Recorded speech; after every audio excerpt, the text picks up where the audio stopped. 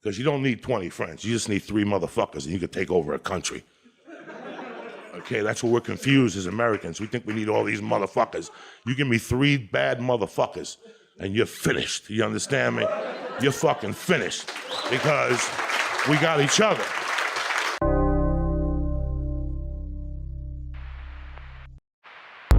Beyond Wednesdays, we got the things to do. Beyond Wednesdays, bring the Wednesday night review. Comics and collectibles, and sometimes comedy too. Yes, it's Beyond Wednesdays, so sit down, what else you gonna do? The following program deals with a controversial Subject. The theories expressed are not the only possible interpretation. The viewer is invited to make a judgment based on all available information.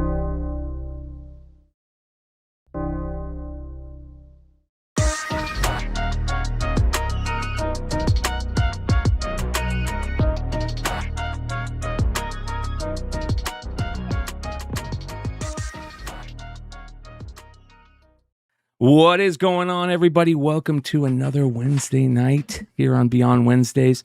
Just a normal night, just a normal Wednesday night. We don't even really know what we're going to talk about. We're just going to shoot the shit. So I hope you guys enjoy it. No, come on, get out of here.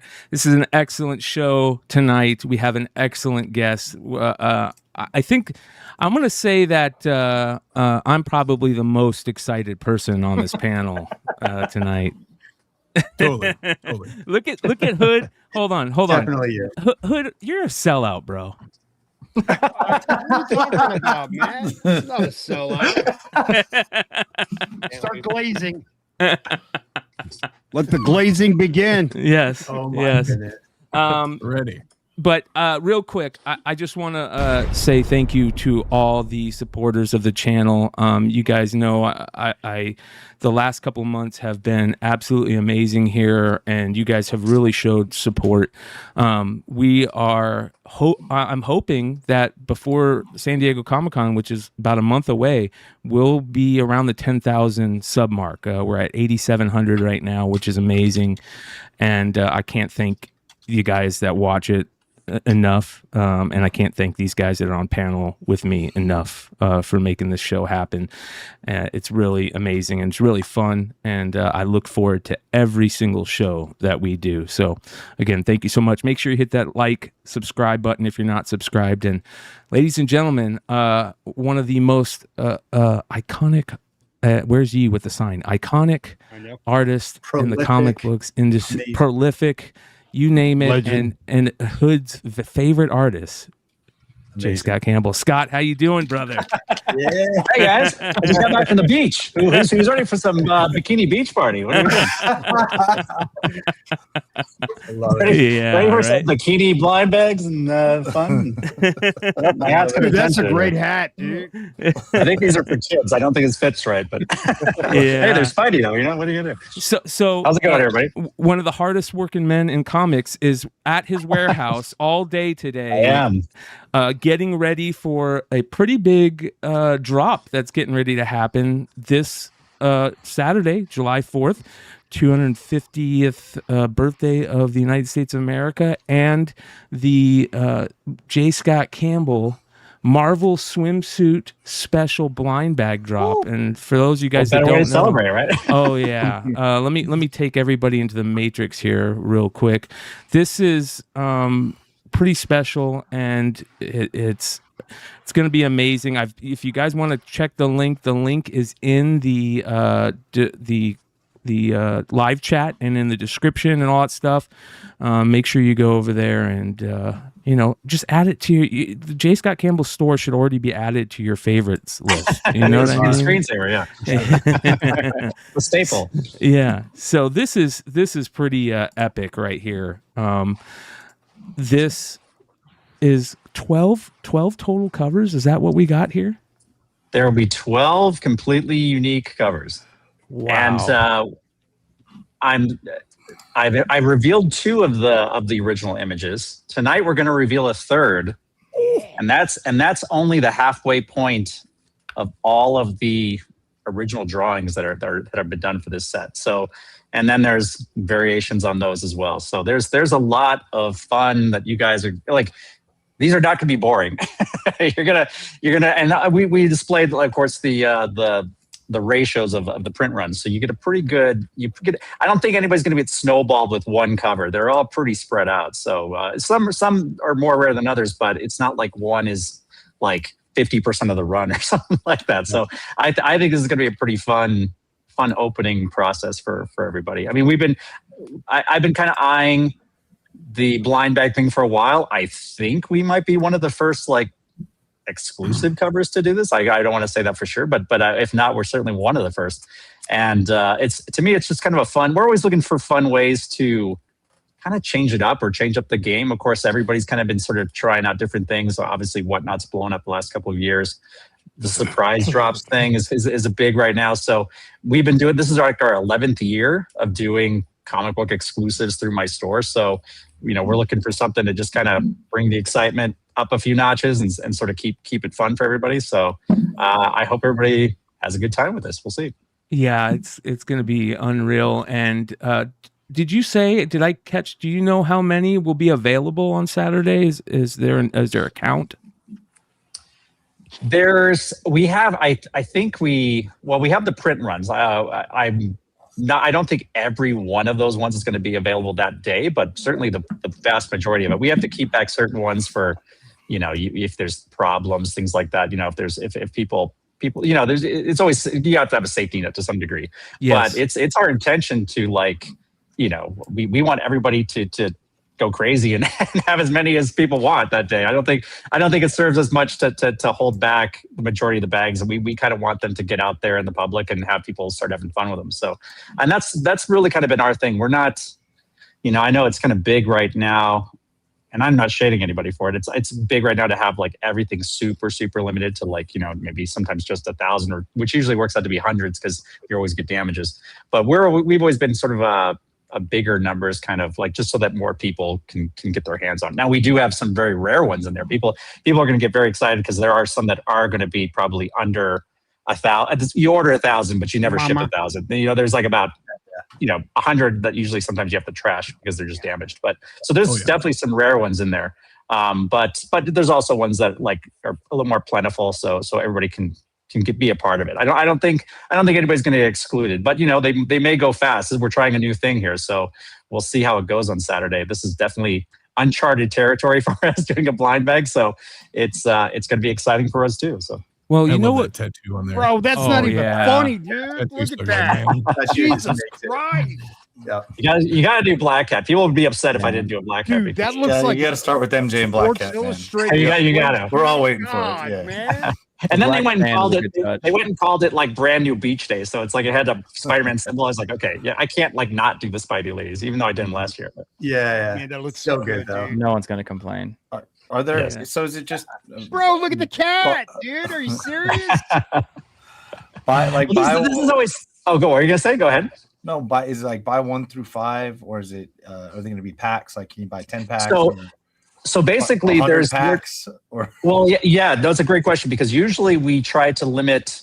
I would say almost since we've been doing it. Usually it's 2 per customer for when we do our standard variants. Sure. But obviously, that's not the intention with this one. This one we want people to be able to get their hands on a bunch of them. We want that are like lottery tickets, right? So we do have them broken up into groupings that kind of make it a little more enticing to group them. You do get incremental drop-offs in sort of like savings if you buy bigger and bigger groups of them. And I think there might still be a limit in the sense of like, if you buy 2 of the biggest packs, you'll have to go in and buy them again after you check out, because otherwise it just kind of screws things up. We don't want somebody going in there and going crazy and buying like 500 and then canceling their orders, and it screws up everything. So, but people are definitely welcome to buy them and then go in there and buy some more if they want to. I mean, it's meant to be, first come, first serve and have fun. And we're looking for as many of them to get out there as possible. Now you will be able to buy If you are frustrated by like the mystery of it, and I get it, not everybody likes the mystery gambling aspect of it. MJ and Black Cat you can buy as singles and just be done with it, that kind of thing. But if you want to have access to all the other characters that haven't been revealed yet, if you want to have a chance at a remark, which there are going to be randomly inserted remarks, I might show you a few of those tonight. Oh, wow. And You don't do those. and then of course some are signed. You're going to get some that are signed in there. Some of course are not signed. It's the signed ones are rarer, of course. But yeah, there's going to be quite a lot of variation to the packs. It's going to be very hard, I think. It's very unlikely you'd have 2 packs and you would get anything close to the same thing. Is my guess. That'd be really rare odds. The being just having a chance at remarks is crazy, and I think that I don't do those really that much anymore. So that's a big deal. I used to do them way back in the day when I first did my very first exclusives. I actually used to occasionally send in, or I used to mail out, a handful of remarks in mystery packs, but we often found nobody ever said that they got them. So it's kind of frustrating. I had this big excitement, like, oh, they're going to post them like crazy. And it was very rare somebody ever really said they found one. So it kind of got me a little bit down. So I kind of eventually phased it out. But I think the blind bag thing, now we've got a whole new phenomenon where people do it on camera. They open them on camera. And we're really encouraging people to open their blind bags on camera. We think that's going to be super fun. Mhm. I'll repost tons of them. If I see them, I'll definitely try to throw them up in my story so people can see what people are getting. But to me, that's what really attracted me to the blind bag is the interactivity of the community, and them kind of just feeling like they're going to, because we do mystery boxes too, like a lot of retailers do. And I always enjoy seeing people open their mystery boxes. Now that's of course usually older stock. And we want to make it clear, this is not that. This is new material. This is all, like I said, the stuff I've been unveiling this week and will continue to be unveiling, and including one of them tonight. We're doing the 3rd reveal tonight, and so it's in fact, actually, I'm still holding back. After the 3rd one tonight, I will show one more, but that'll still leave 2 that I haven't revealed, in the hopes that people will just find them, and they'll be the first to sort of show, oh my God, I found so-and-so, and oh my God. Bro, you're going to sell out, dude. Come on. I know. Well, everybody's asking. We'll see. Everybody's Game asking over. about price point. Have you set a price point on these? I was told prices went up just before this broadcast, so they should be on the website right now. I'm not looking at it on my screen right now, but I know we went over them the last few days, because we always like to go over things 2 or 3 more times. Yeah, but, here we go. They should be up there now. So yeah, 45, and then 4 of them 166, 8 of them 324, and 16 630. Which, here's the thing that's interesting about this. Let me go ahead and show you guys this. What and this kind of is a little segue, as we say, into the next question is there any thoughts of, if this goes well, that maybe this could be something that we see in retail? And the way we like to talk about it here is we look at it kind of like from a card collecting aspect, where you have retail boxes in Target and Walmart and all this stuff, and then you have the hobby boxes So is there any thoughts on that? These are definitely. That's a great question, actually. I don't know. I mean, I'd definitely be excited to hear about that kind of thing. I mean, obviously we do, and I'm one of these guys who does. I always like to have one foot in both the regular retail and my own web store. I don't want to be so secluded in my web store that I start to disappear from the comic shop itself. I've always been a comic shop guy, from the beginning.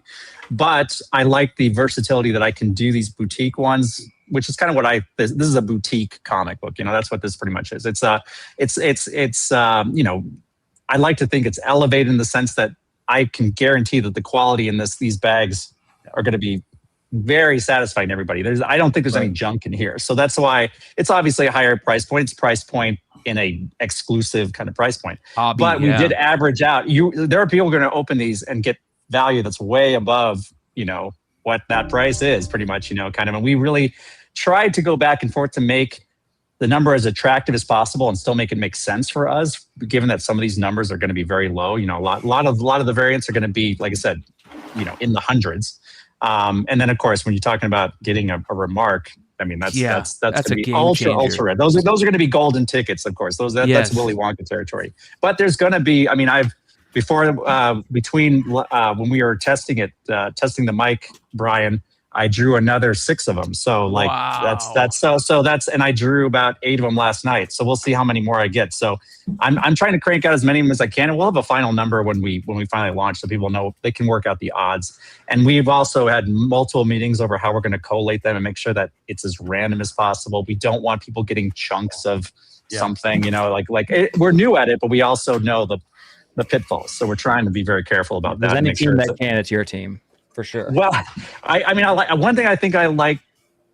I know there's been a lot of discussion in the community about who are the shadier retailers and pull-in stuff and everything like that, and I think that's a worthwhile conversation to have. I would definitely say, I think our clientele, we've been at this a while, and I think it's pretty much goes without saying that myself and my team, we play the long game. We want return customers. We want customers that have a great experience and want that experience over and over again. So to me, it's like, this is an experiment, but I want this to be a win for everybody. I want people to have a lot of fun with this. So to me, that's the goal. I mean, I'm not saying we're going to do this for every launch. I think this just happened to be one of those ones where there was enough variety that it seemed to make it fun. I think, and people will see once all the veils are lifted that it's like, oh, that was a fun range of possibilities. I think that one of the things about the current industry that we're in, where these social media and live selling platforms and all that type of stuff is such a big deal, that this type of way to get product to your customers is excellent, because the excitement of opening up the blind bags and being on video or live streams and this and that. I mean, there's going to be a lot of people that are going to just not have any idea about this being out there and see people opening, which is excellent. And I love that. No, I appreciate that. Go ahead. Well, one of the things that's very interesting, and I'm going to kind of skip around questions here, but you kind of were at the forefront of a lot of things in the comic industry, and one of them is being your kind of like own retailer and having your own web store and doing everything through your web store. You were one of the first, if not the first, that I can think of that actually did that. What was your mindset about originally doing that? Yeah, no, that's a great question. I want to say one thing. Hold that. Make sure I don't forget that, because there was something else you said too that made me want to circle back. I just don't want to forget that, but don't let me forget the question you just asked. But one more thing about the blind bags that was really educational for me is I have 2 daughters. They're college age now, but like a couple years ago, they were into that whole Pop Mart scene before the Labubu thing blew up, and like my wife and my daughters would occasionally get these blind boxes, and I would see the excitement they'd have when they open them. And those aren't cheap either. Those are like $20-$30 now. Totally. And but I would see the fun of it. Even when they didn't get exactly the one they wanted, there was still kind of a satisfaction of the experience. Yes. And that stayed with me. So when the blind bags thing started catching on, which I'm sure is no accident that these 2 industries are kind of doing the same thing, that stayed with me. And I was kind of thinking like, oh, that would be a really great experience for me to give to my fan base, because I watched it firsthand and how fun that was. And so to me, that was a big inspiration for it, maybe even more so than the fact that the comic book scene is doing it now, because that's been sort of in my mind for a while. I just didn't really, it took me a little while to put it together and have the right project for it. But so that's a big inspiration too, to have it firsthand watching that sort of experience. And that's why I really do hope people do. Obviously, not everybody's going to video it, but as many that do, I think I'll enjoy seeing that experience on camera. I think it's going to be really fun. And you're right. That is sort of the era we're in now. It's like the whatnots and what we're doing right now. It's like video is so big. I'm trying to figure out how to tap into that more, because like I said, we've been doing this for a while, and it's good to change it up. And I'm always trying to think of like, okay, how can we keep it from being stale? I mean, even my ideas, I'm always trying to think like, okay, how do I keep this fresh and stuff like that. I've been at this for a while, and like you were saying, and I don't know if I was the first artist. I know that like Chris was on your show the last week, and I caught a little bit of that one, and he was very instrumental in kind of helping me pull the early pieces together. And he, of course, has been helping out with Alex Ross forever. So I think he was a great resource to sort of ping off of and kind of like get ideas as to how to go that trajectory. And we used to talk business more than comic books. Really, we'd go to dinners at Comic Cons and just talk about cool ideas for how we could market and how we could sort of like brand each other and stuff like that. And so he was really instrumental early on. But then we very quickly folded into, at that point, I expanded into this warehouse, and we just expanded to our third. Like Davis was out here. Davis hasn't even seen. We have a whole third section now. It's really? It's like 5,000 square feet now because we just keep expanding. But yeah, so once we went to the warehouse model, I kind of segued. I kind of thought of Chris Rupp as like, for those history buffs out there, Disney originally kind of like he put his movie out first with RKO, and then it kind of like he's like, I think I got this, and then he kind of like went. That's kind of what I did with Chris. Chris was great, but I was like, I think I got this. I think we can kind of just take off and do this. And he was cool with it, and we're still super friends and all super buddies. But yeah, we've been kind of going at it. I mean, I started off originally. I already had a lot of pieces in play because I was selling my prints and my sketchbooks from my web store. But then, yeah, about 11 years ago, I think we were just talking about today. 11 years ago was my first retailer, self-branded retailer exclusive, which was Mary Jane in the wedding dress. I think is the one that was like renew your vows. That's and one of my favorites. Oh yeah, that's what comes up a lot, and that just took off like a rocket ship, and we kind of haven't looked back since. And it's just been a great. If anything, it takes discipline to not do everything in exclusive. Because again, I think I would segue. It would pull me away from the combo community too much, and I think it's a good balance to have some retail covers just so you're still. I remember one time I had a relative or something like that say, "Oh, I'm in a comic book store right now. Like, what should I look for?" And at that particular time, I'd been doing a lot of exclusives and I hadn't done anything. And I was like, oh, I don't think you're going to be able to find anything. And I kind of hated saying that because it felt kind of crummy. And so I kind of always want to keep that in mind, that it's still good to keep a healthy balance. If you go too heavy on just the exclusives, I feel like you start to you lose your relevance and your reality in the actual community. And I don't want to do that. So. Yeah, but I don't know. What like you? I think I touched a little bit on your question there, but feel free to have a follow up. Yeah, that's exactly what I was looking for. It's like, but also the cool thing is that rather than just like your prints and your sketchbooks being there, it's become like you started doing the mystery boxes.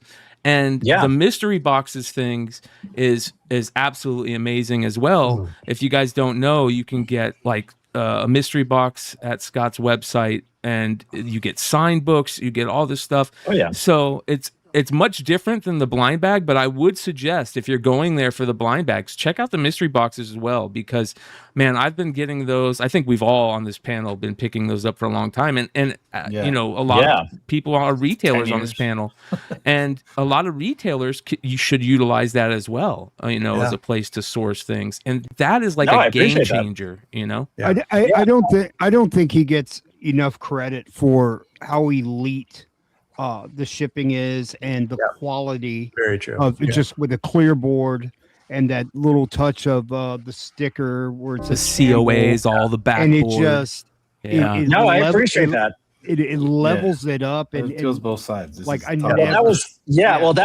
was going back to what Chris and I used to talk about. Like I was really, because like it's not even just in comic books. It's kind of all purchasing online right now. They're not going into a store, so you have to create an experience, a feeling, like a euphoric feeling when you open these things up, and that's the repeat value aspect of it. So we very early on we said let's start making sure they all are in my lights, because that makes it feel like a jewel when you take it out.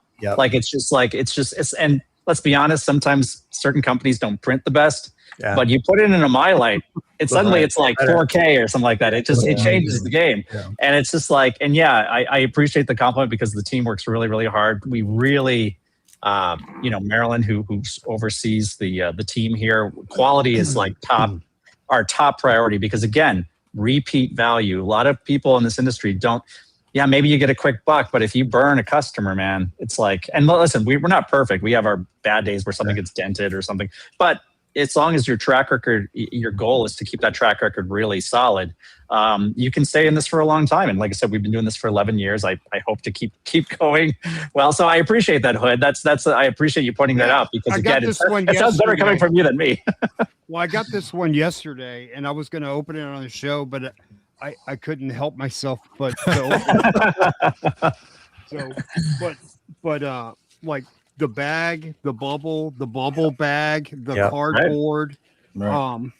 I've never ever, like, knock on wood, had any issue. Look at that.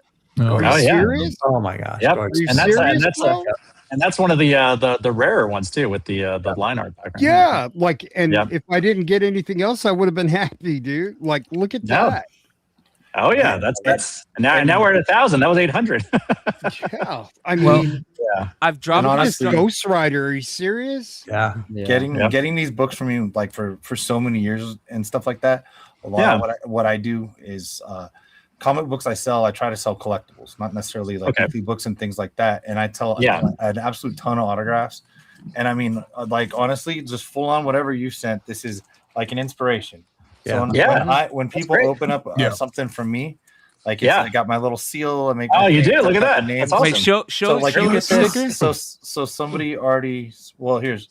So like, there's his whatever. There's a Scotty. Oh, no, I it's like not it. as intricate. I can't change them. No, but you're on 50. it. I get it. So people get like this. So people, when they open something, they have a collectible that they don't have to think about. Yep. Yeah. The thick board in there, like the nice my light and everything in there like that. So it's like this. So you know you're good, and like to quality. be able to elevate like that, and it's quality. It's funny. And I totally. Books have never been like opening basically anybody else's.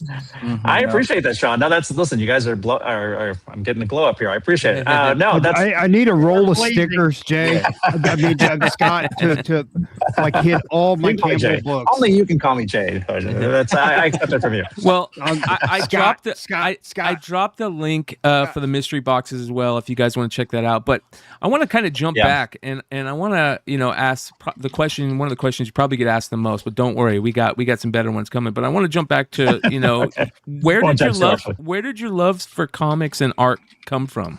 That's a great question. I mean, it came from a lot of different places. I mean, I think one of the memories, I don't even have this memory. Vaguely, I have this memory. My parents said that I was drawing before I could talk and before I could do anything else, which I believe. This would have been in the mid 70s.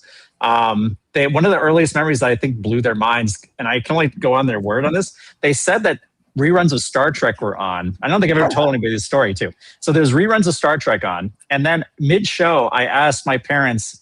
I said, "Do you guys have any paper, tape, and scissors?" And they're like, "Okay," and they gave it to me. And by the end of the show, I had made a 3-dimensional Enterprise. Like I had made the little tubes and made like the top engines or anything like that. Model kit. And that's just the kind of stuff I was always constantly occupying myself with. And in fact, I actually at one point made the Marvel characters like little paper characters, and I had a Cyclops with a little like his like that's probably the age I was at. Wow. Yeah. Oh yeah. That's really all. That's what does it say? Dinks, baby. I should make a variant cover of that. Yeah, man, Snow Speeder, bro. That's 5 years old, man. I was talking to Richard Taylor, who owns Weather Workshop. And Richard, if you ever get a chance to just shoot the poo with him, he loves old knockoff garage models. Like, that's his jam. Oh, yeah. Incredible special effects stuff in the world. But his whole love stems from these knockoff, one-off garage model kits. So I love it. Oh yeah. No, there's guys out there that are so hardcore about those. Yeah. They actually will track down all the model kits that they bashed to make the Millennium Falcon and made they'll track each piece down and say this is what they did to make the Star Destroyer and stuff like that. It's pretty wild. I mean, I can't go down that road, but it's fascinating to watch. I do that. But yeah, so I think it was Star Wars, as you can see, was a big influence of all of us in that generation. I think eventually it segued into animation. And I thought actually for a long time I was going to be a Disney animator, especially the scene was kind of I think right around the time of Roger Rabbit had come out, and Roger Rabbit was really cool at the time. It was like Jessica Rabbit and all that kind of stuff. Yeah, and then the Little Mermaid came out, and everything was kind of cool with animation. It was like kind of like firing on all cylinders, and then Aladdin came out. So I thought it was going to be an animator, but comic books kind of came around at the same time.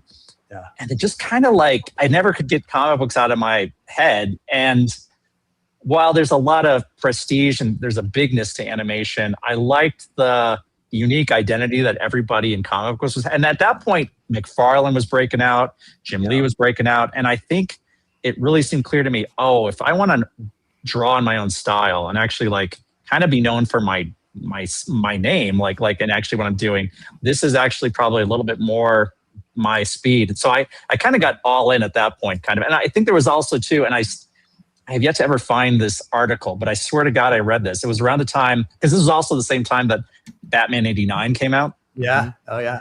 And Tim Burton used to be a Disney animator. I don't know if people know that, but he used to be a Disney animator. And there was an article, and I read that at that point, that was when I was learning this. And he said something like, they said, when did you decide you wanted to be a movie director and not an animator anymore? And he said something to the effect of, I realized at some point I couldn't be the guy who draws the enchanted butterfly scene for 6 months or something like that. And I was kind of like, and when I heard that, I was like, yeah, I can't be that guy either, actually. That sounds like, because you don't just pop in and you're like the guy doing the main character. You have to be there for like 20 years or something like that, you know? And in the end, I'm glad because I have a lot of good friends who are in animation, and I saw the whole transition from like 2D to 3D and how they were kind of lost in the woods there for a while. And at that point, I was really firmly footed in comic books, and I was like, I think I made the right call. But there's a lot of animation in my work, especially if you see the early Gen 13 stuff, and even now, like there's like the faces, like I can't unlearn my love of animation. So there's a lot of that in the eyes, and I love it. Like Enchanted Butterfly or launch Gen 13 like well, I made the right call, Mike. I don't know. I hope I did. That's the interesting thing too, is that you were young cat coming into the comic industry with Image, which is a big. I'm sure we all have tons of questions about the Image years, but 19 years old, you said you were when that was kind of going on, which is nuts. Yeah, I thought that was pretty young, and then I heard that Joe Mad was working as an intern at 16, so he had me beat. But you got to get him on sometime. He's fun to talk to as well. But 19 was pretty young. I remember too getting there, and it was. I don't think I look back on it now, and it seems crazy because I have daughters now who are like 21 and 23, and I'm going like, man, like I moved out to San Diego when I was 19. Like what the hell? Like that's crazy. But like, I didn't even think twice about it when I got hired. In fact, actually, it was really funny, and maybe Jim and I will actually do something with this. I recently unearthed, like you have those like little cassette tapes in the old answering machines. My dad had it where he could record calls if we were like having calls with our grandparents and stuff like that. And he surprised me like shortly after Jim Lee calling me to see if I wanted to work in San Diego, and basically offered me a job after I sent my samples in. He surprised me that he had that whole call on a little cassette tape. And I had lost it. I had lost it for years. And then I recently stumbled upon it, and I put it into CapCut to take all the hissing out and everything like that. And I sent it to Jim, and he called me up within 10 minutes, which he never does. And he was laughing his ass off. He's like, oh my God. He goes, and here I'm thinking Jim sounds like Jim and I sound like an idiot.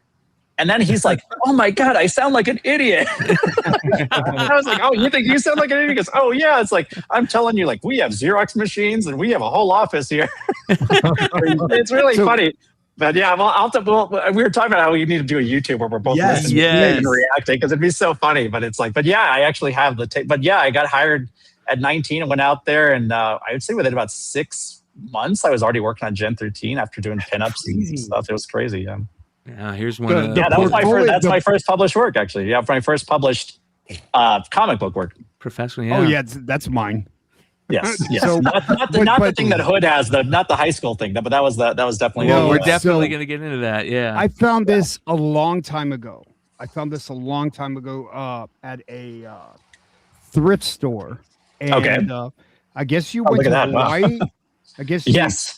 Who paid for the trip? Like, Oh, that was like, dude, we were so spoiled when we first got into it, because you have to remember, that was like 93. Like Jim was probably still like spending the money from like X-Men #1. Like it was like, it was crazy. Like I tell people too, like when I got there, they were well into the Image stuff. I think Jim was working on issue 3 or 4 of Wildcats at the time. But when I would go and Xerox my pages, there was a stack of Xeroxes right by the Xerox machine. And this was the building they were doing those X-Men books in. And you could flip through the Xeroxes, and there were X-Men Xeroxes. Like, wow. Like I remember like he had all the trading cards that he had done for X-Men. And I was like Xeroxing just so I could study them. They were like, it was just crazy. Like the time periods, the way they were overlapping, and that I had an appreciation then, but it's only richer now looking back on it. So it's pretty crazy. But yeah, it was. I don't know what the question was, but well, we talk all the time about how they need to make a movie about the early Image days, and like a real movie, not just necessarily. They've done the documentaries. Well, those original 7 guys for sure. Yeah, but that'd be weird when Rob's playing Todd. What if they're both going to be on the screen? Yeah, so. No, it's funny too. And I was right there front seat when Jim and Rob were fighting, and then Todd would call up, and Jim would say, "I'm talking to Todd right now. He's drawing." Because Jim would draw with us. Like there was like a bullpen area, and Jim was always on the phone, and we'd overhear him talking to everybody, kind of while we were sitting there drawing and stuff like that. It was pretty wild.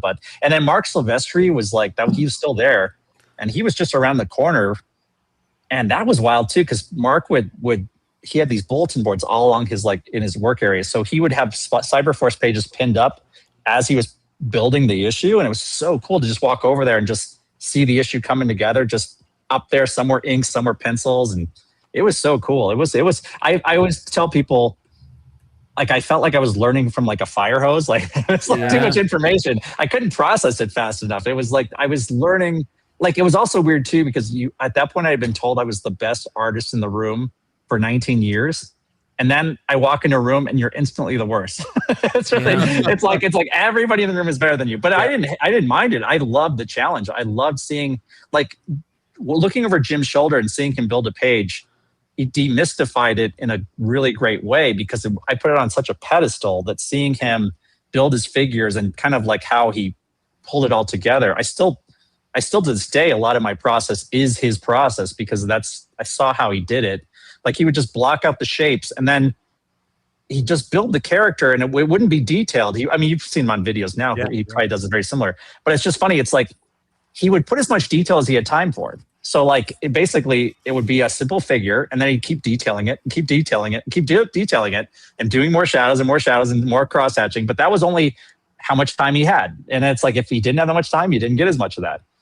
But he always made sure the figures were solid, the page layouts were solid, because if you put all that other stuff on there, it's not going to matter. And a lot of people had that wrong. They would pile on all the crap to hide the fact that maybe this wasn't as strong as it could be. But he always made sure he had a solid structure. And then and that was a big takeaway for me. I was like, okay, don't jump to the fun stuff if you haven't done the work to build this page and make the structure feel solid. Because that other stuff, you can be on the phone and it doesn't matter. You kind of zone out a little bit with that stuff. But you gotta put in the work on that stuff.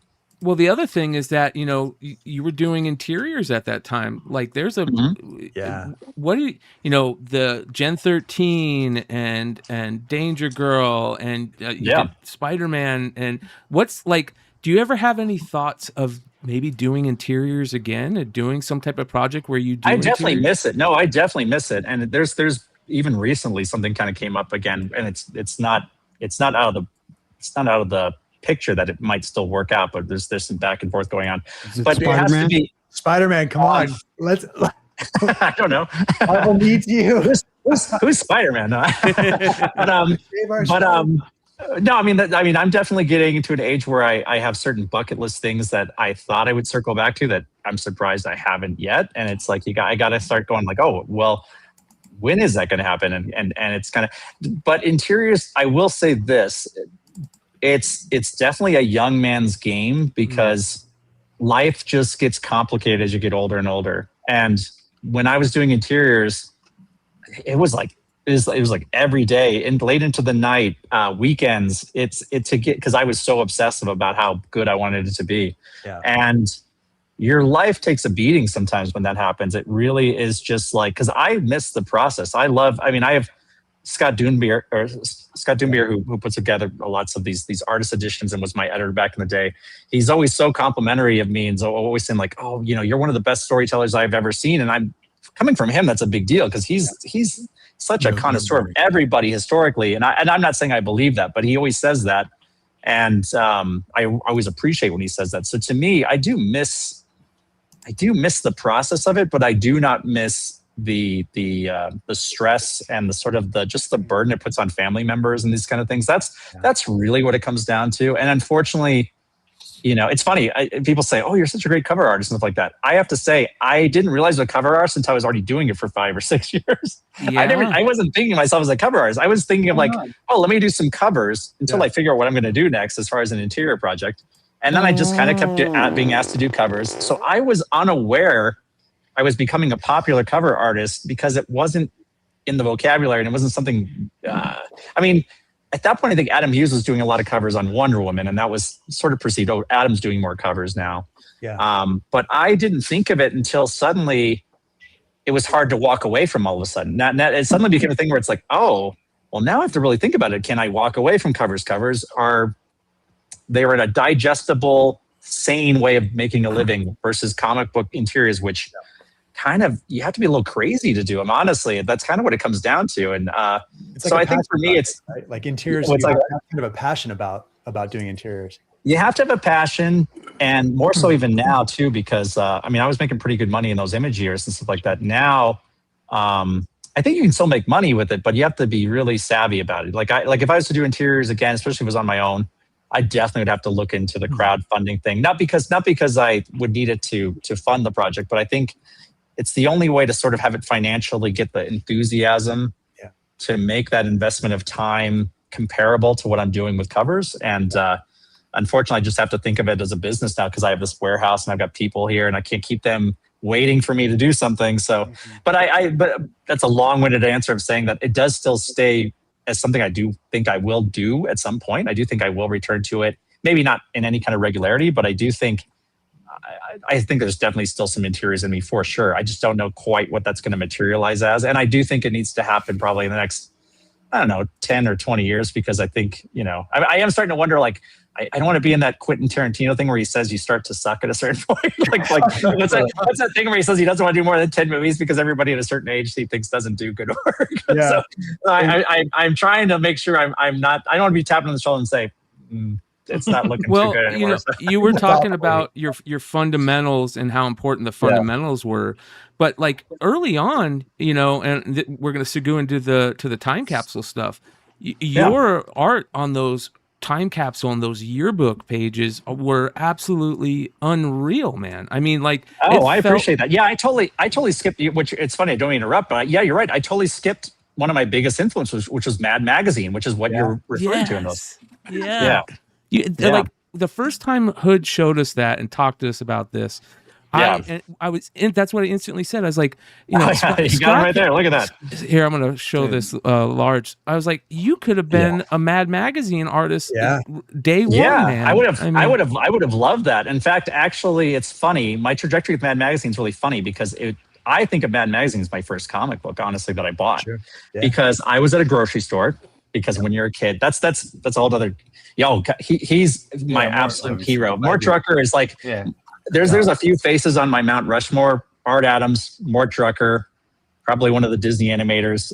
Probably Milt Kahl is one of them. But yeah, Mort Drucker, man, that guy. That's one of the guys I wish I had met him. One year he was at Comic-Con and I found out he was doing a signing, but it was like he was just wrapping it up, and by the time I ran over there, he was already gone.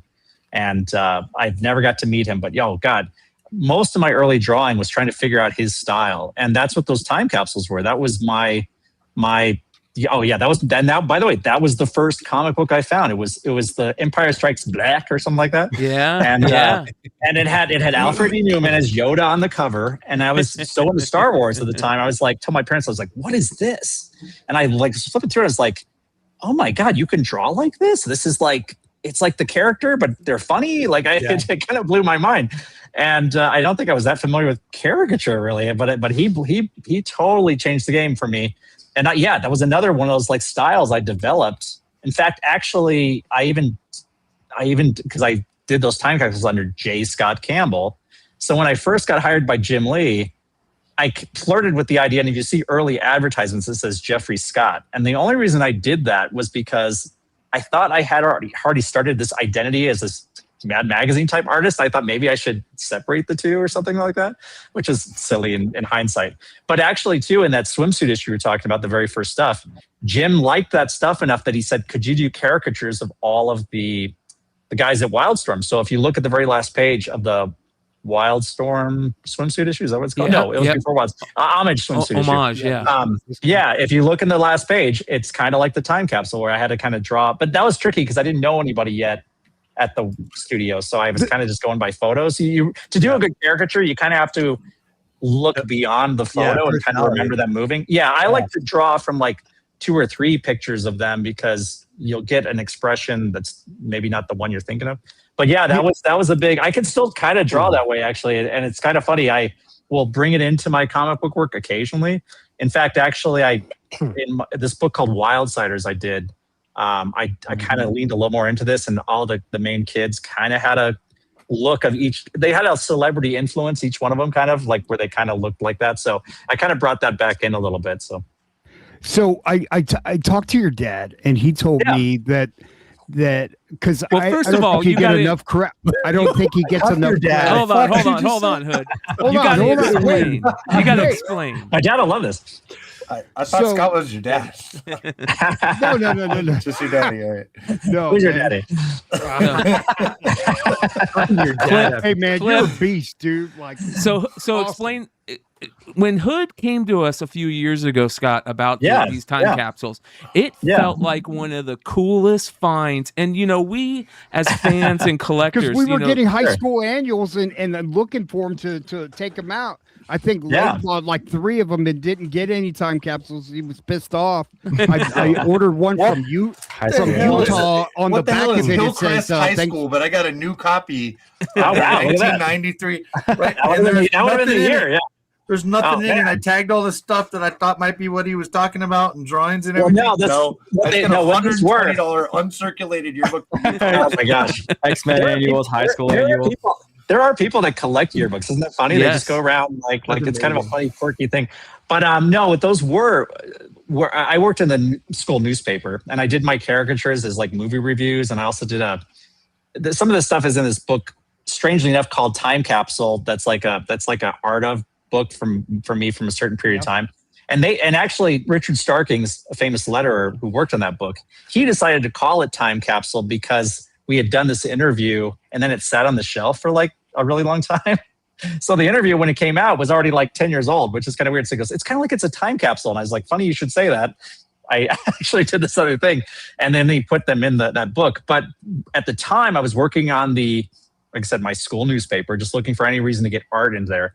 And they got solicited this fold out, much like that. And but in my opinion, it was kind of crummy. It was like, I could see what they're trying to do, all these pop culture benchmarks. But all I thought of was like, I could do this 20 times better than this. And I went to my dad and I said, hey, I think I could do this, but I don't know how I would distribute it. Like maybe we could go to local high schools and see if they want to order stacks of these and then they could just stick them into the books. Smart. Like you peel away a sticker. And this is probably in some ways a foreshadowing of what I'm doing now. I was always thinking of like industrious, like how can I make my art make me money? I never wanted to be a starving artist. I always wanted to go, how is the game played? How can I make something out of something?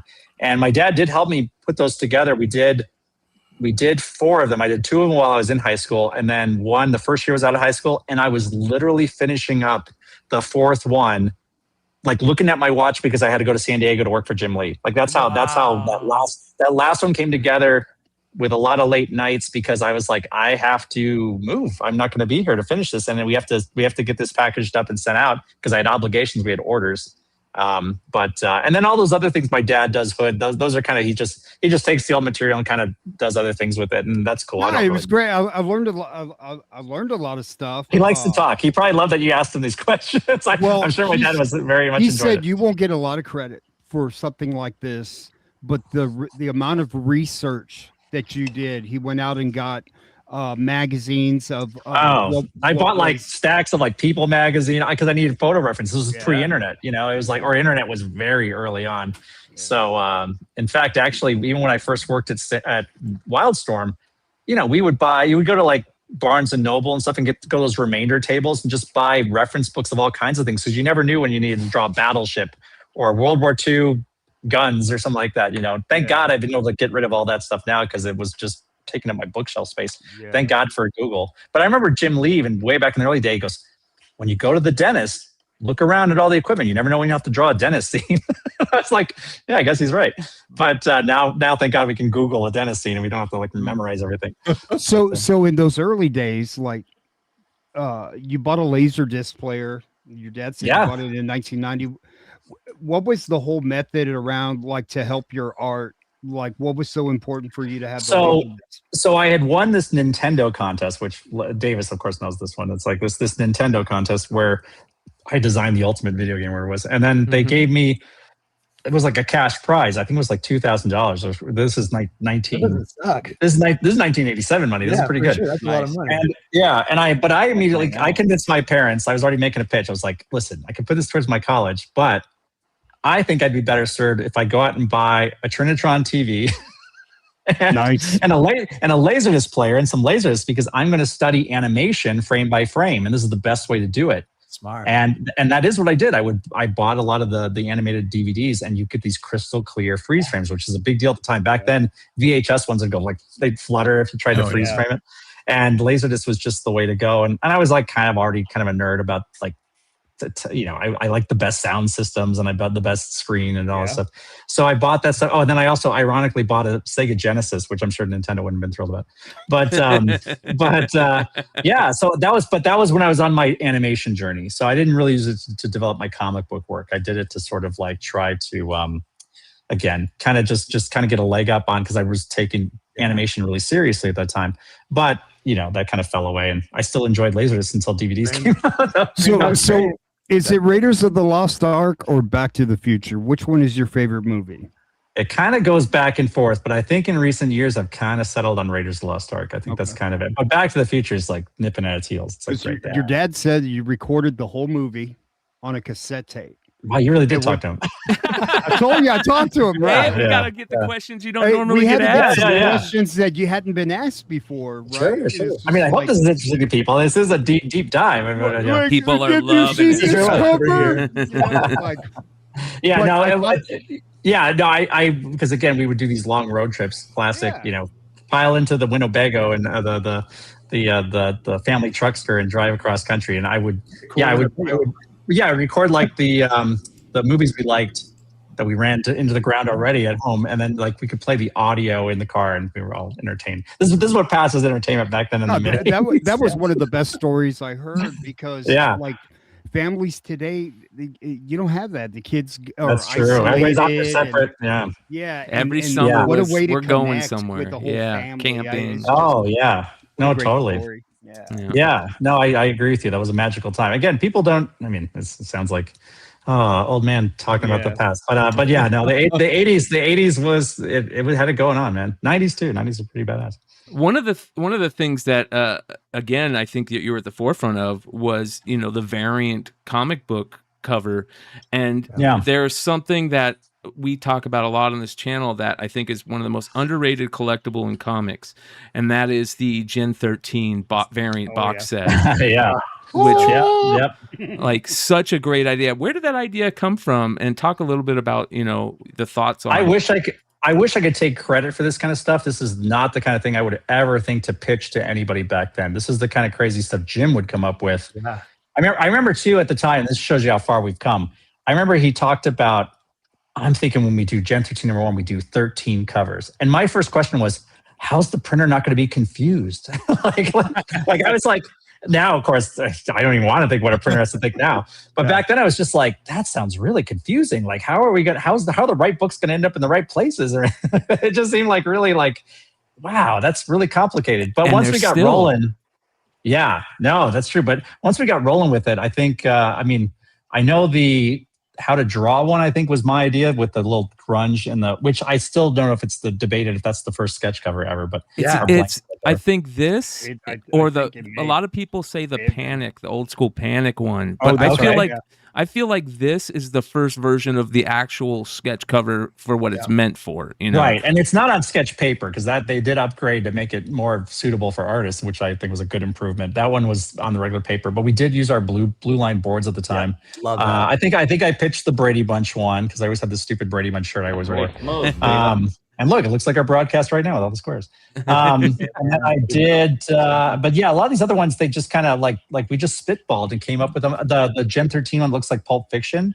Yeah. Oh gosh, her name's on the tip of my tongue, but she worked for us. She worked in the front desk, and we just thought, oh, you kind of look like Free Fall. We could make this. It's like the first cosplay cover, right? Kind of, yeah. It was kind of weird to put at the time. It was kind of, and even too, I think there's a Fairchild on the one that looks like the what's it called? Yeah, the Sandman one. And that was also, we did a photo shoot with some actors we hired to just look like Gen 13. At the time, I didn't really understand why Jim was doing it, but looking back on it now, I'm not surprised because I think he was probably trying to put it in the mindset that, hey guys, you could license this and make this a movie. I think that was sort of the thought. Yeah. But at the time, the costumes looked a little ridiculous, although she did look a lot like Fairchild. She was very tall. Mm-hmm.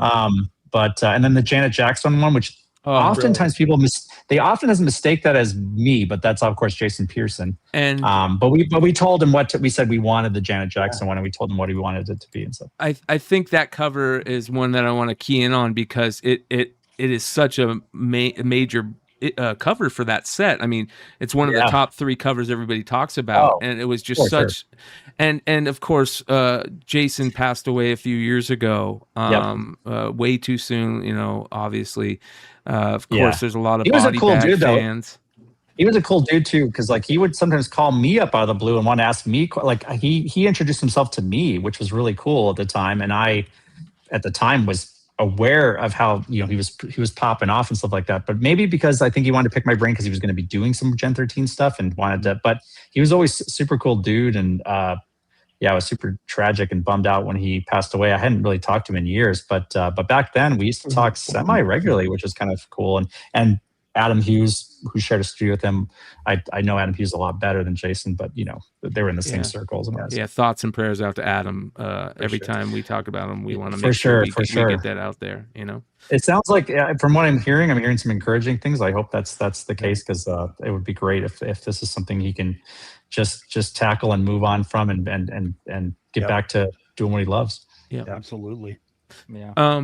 So yeah, that box set was amazing, and one of the most underrated collectibles, like I said, in comics. And I love it pops up here and there. It was funny, that box set too, because of course there was the retail ones, and then they were smart enough to print enough to make these box sets. And I think Brandon Choi had one there was the Brandon Choi signed box, and there was the box signed by me, and then there was Alex Garner's box. Yeah, so that was really cool to spread the wealth that way.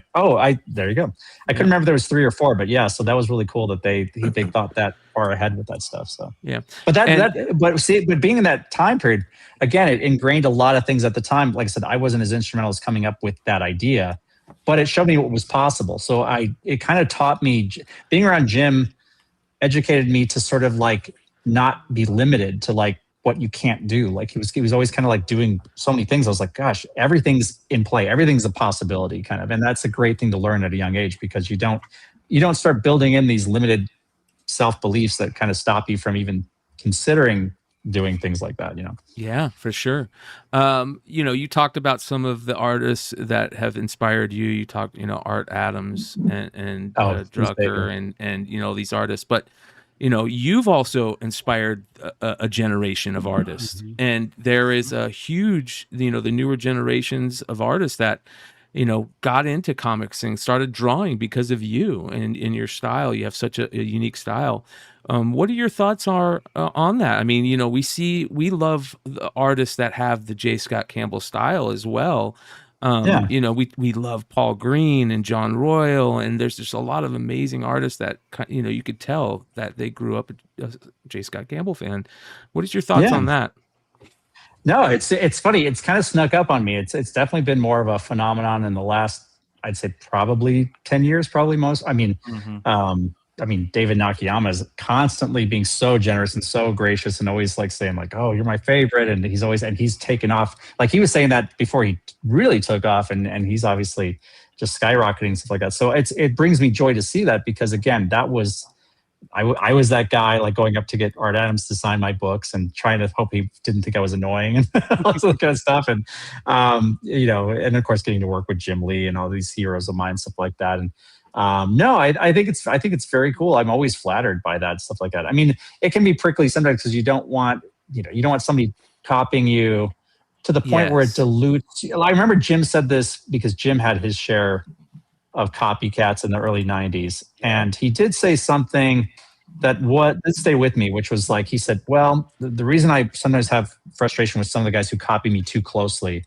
is, he says, I have a shelf life, and everybody who copies speeds the clock up on my shelf life, because now there's more people chipping away at it. And I thought that was really intuitive. So I always appreciate and I'm flattered by it. It's just, you don't want people to get too close, because you don't want to have your own shelf life be sped up because more people are doing it. And there's nothing you can really do about it. I mean, it's if you're influencing somebody, it is the ultimate compliment. And they're not doing it to do that to you. They're not, their intention is not to hurry up your shelf life. But if anything, I've taken it. I remember when I did this book called the Danger Girl sketchbook years ago. Yep. And it had a lot of my drawings that I had given to the team who was doing the Danger Girl video game, and to Todd McFarlane's guys who did the action figures, because I had all these theories about how Danger Girl should be handled and how her head turn should be and all this other kind of stuff. And I remember somebody coming up to me, I think in the studio, saying, hey, aren't you worried you're kind of giving a code book to all of your imitators? And at the time, I felt like, no, I need to challenge I was going into Wildsiders, which I was bringing more Drucker stuff in. And I was like, no, I kind of need that to be copied, because I need the motivation, the kick in the butt to not do that as much anymore. I need to sort of like change it up a bit. And so I went into Wildsiders with a very different approach and tried to really, and I think some things worked and some things didn't work. And I brought back some of my old tricks and brought in some new ones, because at the end of the day, you still have a recognizable style. You don't want to lose that recognizability.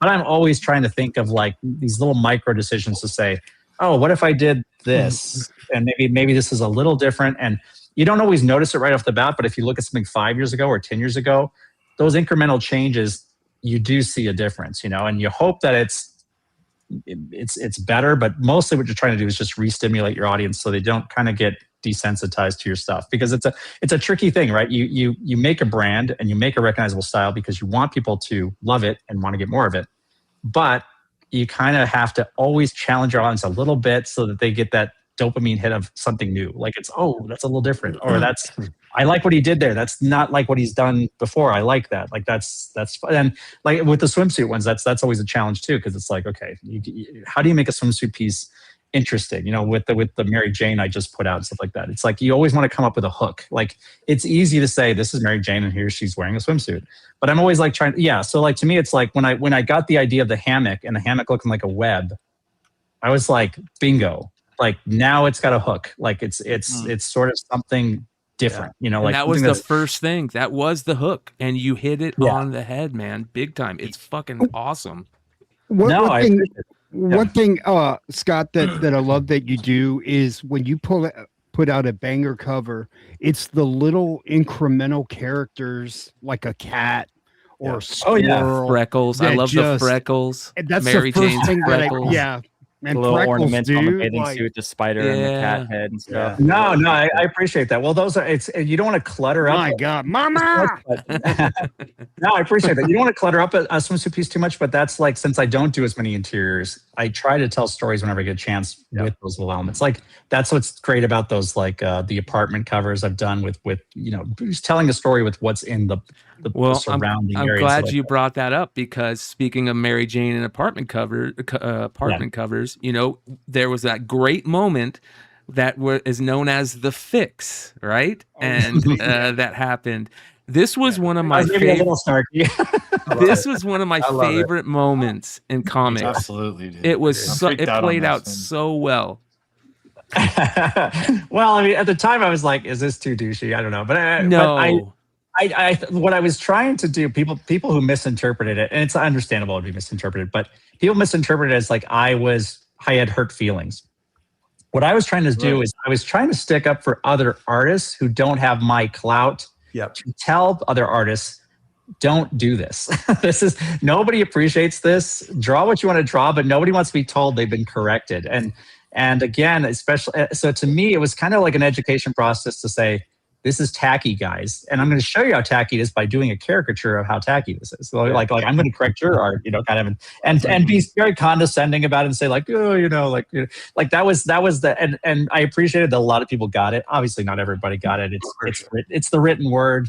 They don't get tone and stuff like that. But it was fun to see how it played out, because it was one of those moments where it's like, I try to pick my battles with this stuff because, these things can snowball these days. Yes. The internet can be internety and kind of like, so I try to like, and it can be a big drain too if you've got a deadline or something to be distracted by this kind of stuff. But that was one of those moments where I remember my family and stuff going like, my dad, why'd you have to do that or something like that? I was like, Dad, don't take. I was like, yeah, you got to pick your moments sometimes. I remember the day it dropped, because I hit up Big Leg and I go, Sean, you gotta see this. And he goes, what?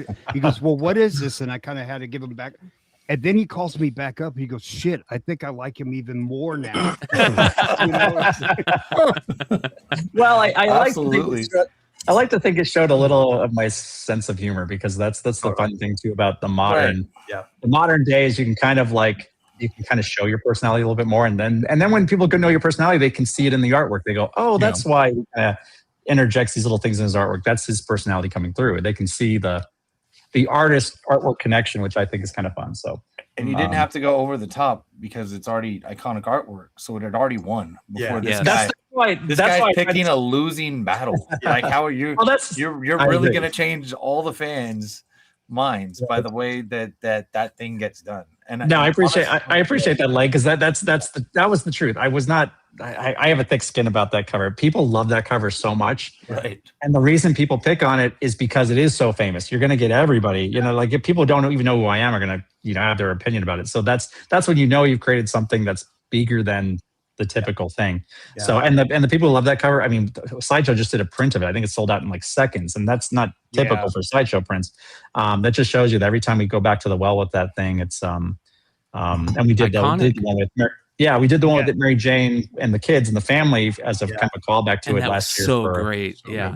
Oh, what made that print different was it was titled Mary Jane's Apartment, and I'd never seen it titled that way. And damn phone, now I'm gonna have to buy it from somebody on eBay, and, because it was glitching, and I was just like, I had to buy it recently too. My team had to buy it recently because I needed it as a prop in a video. I was like, I don't even have this. I don't even know where it is. So we had to pay a premium to try to track it down. But it's now I've got another copy of it. Scott, that's a good question. Like, as an artist, are there pieces that you keep for yourself? Are there things that it's like, this is just like really important to me? All of it. I know, or this could be really iconic, and I know it right away. I wish Mike, I wish I had that inclination with the apartment one. I think at the time I was trying to get back on my feet from a divorce. So I was like thrilled to sell anything kind of like at that point. It was just kind of like, let's bring the money in kind of thing. Yeah. I think if I had the thought, but I don't know if I would have had the thought on that. I was passionate about that piece. I mean, I don't know if people know that, but when I did the apartment piece, that was my own idea that I did as a print for New York Comic Con. I just wanted to do the idea. I went to Marvel because they would. I think they still do if you ask them. It's a case by case basis, but they'll make prints for you to sell at shows. Yeah. And I went to them and I said, like, I want to do this print. I have this really cool idea of Mary Jane in the apartment. And believe this, I swear to God, at the time I said, I'd like to do it as a print because I don't think you guys would really enjoy it as a cover. It's kind of quiet. It's not like Spider-Man's kind of in the background and it's kind of muted and stuff like that. But I think this would be a cool print. Yeah. And I took it to New York and it sold out the first day, like blew out. And I remember thinking like, oh, that was great. That was a good big hit. And then somebody wanted to buy the artwork right away. And it's like, okay, that's great. What a win. And then like 6 months later, maybe even sooner, Marvel hit me and said, oh, we're going to make that into a cover. And I was like, oh, that's great. So the cover was an afterthought. It just happened to work into the narrative where they were at that point.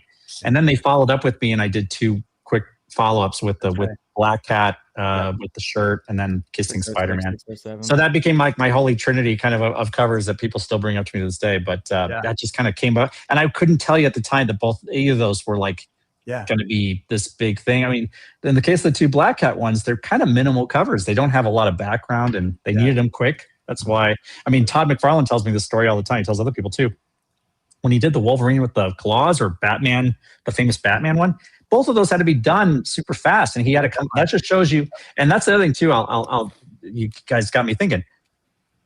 A big part of being a comic book artist, and especially a cover artist, is you have to have equal parts good ideas and skill. Yep. Because you can have all this skill and have no good ideas, or have a lot of great ideas but maybe minimal skill. That's almost better, because a good idea is everything. Like coming up with a concept. Right, this is like.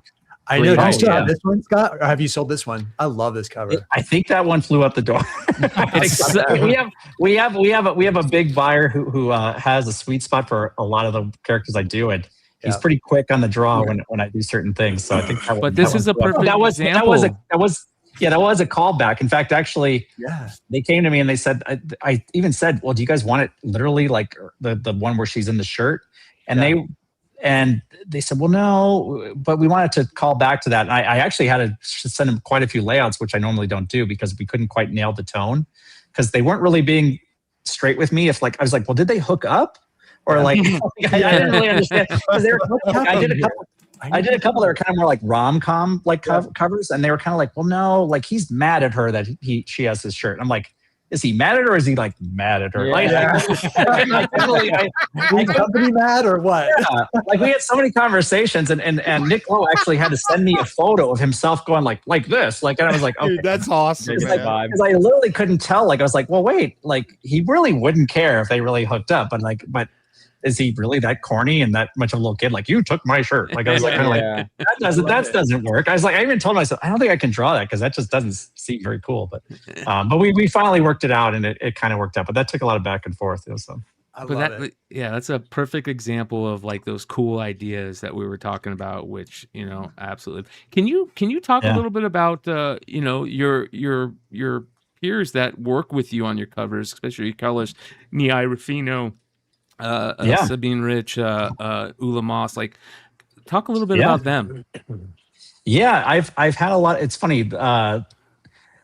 So I did a cover, this is years ago. I can't remember how it even came about. I did a cover for Zenoscope, and it was an Alice in Wonderland cover.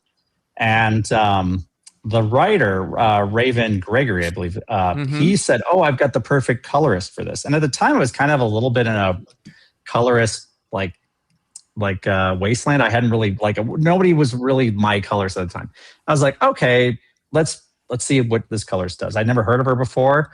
At the time, this would have been probably, oh gosh, I don't know how many years ago this was, but and then she turned around this Alice in Wonderland piece, and I really, at first I didn't know if I liked it or not. It was so different, and I was like, oh, this is wild. Do I like this? I don't know. Do I?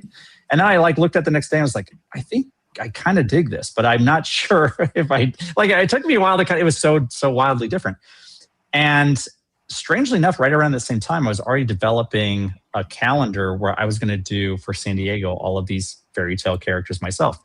And I was just like, I think this is the kick in the butt to have this be totally different than anything I've ever done, because I'm already doing fairy tales, which I've never done. And her style is so whimsical and colorful and just brought so much to it that I was like, although that one was actually, my wife actually did that one that year. That was one of the ones we didn't.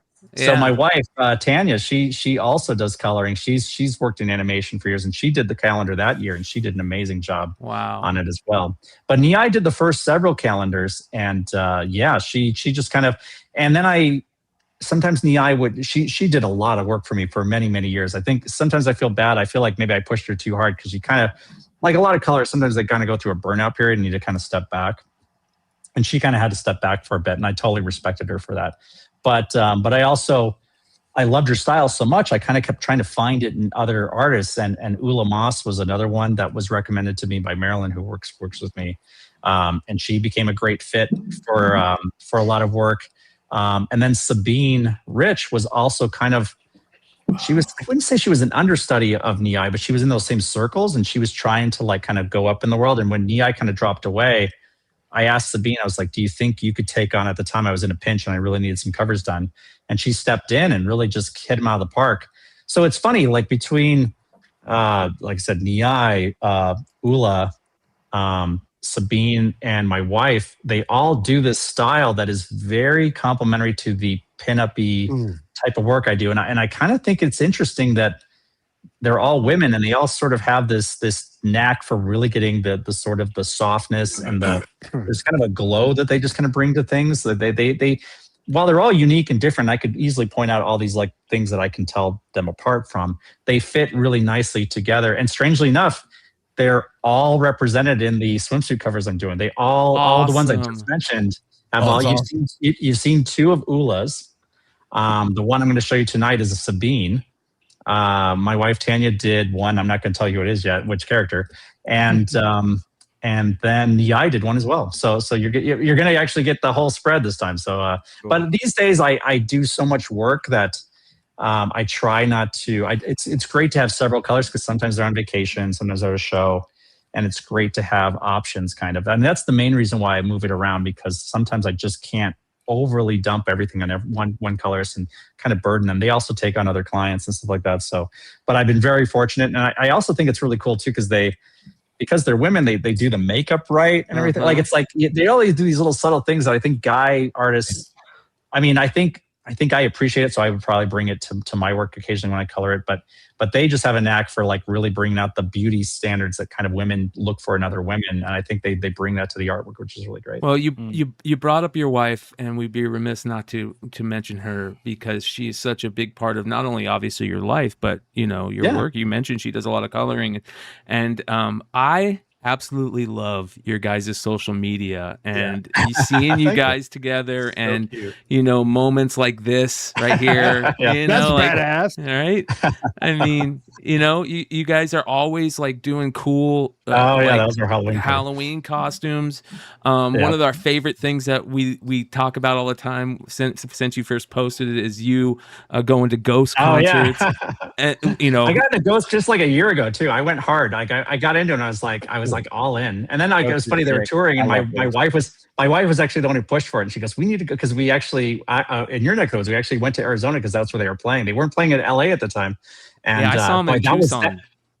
And that was August in Arizona. I was dying in that outfit. Oh my God. By the time I got in, that makeup was just like, I looked like I opened the ark. Like it looked bad. But that was fun. But it's so cool. I mean, I love how you guys do that. But she's almost like slumming it by doing the comic book coloring and she enjoys it. She's always the one saying like, can I color this? Can I color that? But she has a career in animation. She was the lead background designer for My Little Pony for years. She's from Vancouver and there's a bunch of animation studios up there. And she's currently working on, that's why she's not always available either, because she's also developing a show that might get picked up. So she's doing some character design, stuff like that. So it's neat because like all this talent can work with me, but I also love that they all have their own. I mean, Sabine does her own covers and does her own work and stuff like that. The guys always had her own work that she does that's brilliant as well. So it's neat that they lend themselves to the stuff I like to do, and they're really good at taking, because I very heavily art direct. People might not know that, but I'm like a frustrated colorist because I don't have the time to do it myself. So I tend to just like sort of like, and you'll see when I do those like work in progress ones, you'll see my little color comps and I'll send those to them and with a bunch of reference saying, I kind of am looking for this, or I like this kind of vibe. And I'm so appreciative that they don't feel I'm too heavy-handed with that, because very rarely they'll come back and say, I can't make this work. But most of the time they just like direction. They like to know that what you want, because they don't want to be figuring it out and say, is this what you want? And then you're going, I don't know. I don't like it. Like you got to be direct with colors and say, I don't like it. And I think this is what needs to fix it. That's what they want to hear. Let me flip that and ask you, what about you? Do you like to get art direction on covers from like a publisher? Yeah, occasionally you'll get good ideas, but often I do find that's honestly, I'll say one of the greatest things about doing the variant covers is I have been unleashed this last 10 years with every idea I've ever wanted to come up with. So it's like, to me, I don't think my catalog of work that will someday be my body of work would be as strong if this period of time hadn't happened, because it's just so great to go to Marvel and say, I had this great idea. I had this dream last night, or I had this idea of like when I was driving my kids to school or something like that. And I think this would be cool. Like, I remember I really tested it a couple of years ago because I was my wife was kind of getting into K-pop, and I was kind of subsequently kind of by periphery kind of becoming familiar with Blackpink and all these characters. Hey, we love K-pop over here, man. Yes, and I'm like kind of like embarrassingly a K-pop fan now. And at the time I went to Marvel and said, like, is it too weird if I do the Spider Women as like kind of like K-pop stars? And I thought that was like really pushing it, and they let me do it. And it was like I knew at that point I was like, okay, I kind of like, this is a great period of creativity. I can kind of like do so. I mean, there's a lot of stuff I haven't even brought to the table yet that I hope I can at some point that are kind of as far out as that. And I'll try to find the time in my schedule to do it. But I just think that's kind of cool. So I'm not the biggest fan of art direction because I think artists, they kind of know what they want. And it's best to you'll get the best results when you just kind of let them do their thing. I think that's the other thing too about because I know a lot of you guys dabble in, kind of commissioning artists to do variant covers. And I think that's always a tricky balance, right? Because you guys probably have visions too of like, oh, this would be really great. And I think if the artist is passionate about it, that's great. But if you sense they're not connecting with it, read that situation, because you'll probably get something better if you say, well, why not you show me what you have in mind? You might be blown away. You might not be too, but I think it's always best to at least let the artist bring something to the table, because sometimes I think, especially in the last few years, I understand that love of saying, oh, let's just do this homage because people like homages and that'll sell and stuff like that. But I think as an artist, sometimes that's the most restricting thing, because like for me, I had this like strict rule, like I'll only do an homage if I can have an angle. Like if I can kind of go, it's an homage, but like I did this other thing to it, like kind of like perfect example of a 25th anniversary homage. Yes.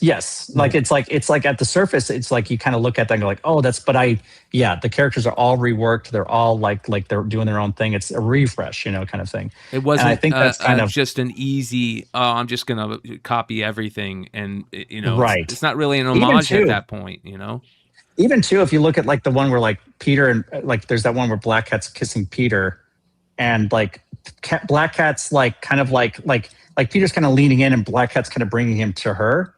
And then when I did Mary Jane kissing it, Mary Jane's kind of leaning into Peter. Like the energy shifted. Like it's like at a glance it looks the same, but it's a completely different body language. Like it's a yin and a yang kind of thing. Or like the thing we were talking about with Mary Jane in the apartment with the kids. Like that took a lot of figuring out. There's no tracing there. It's like, okay, I mean, there's tracing just to make sure everything falls in the same spot.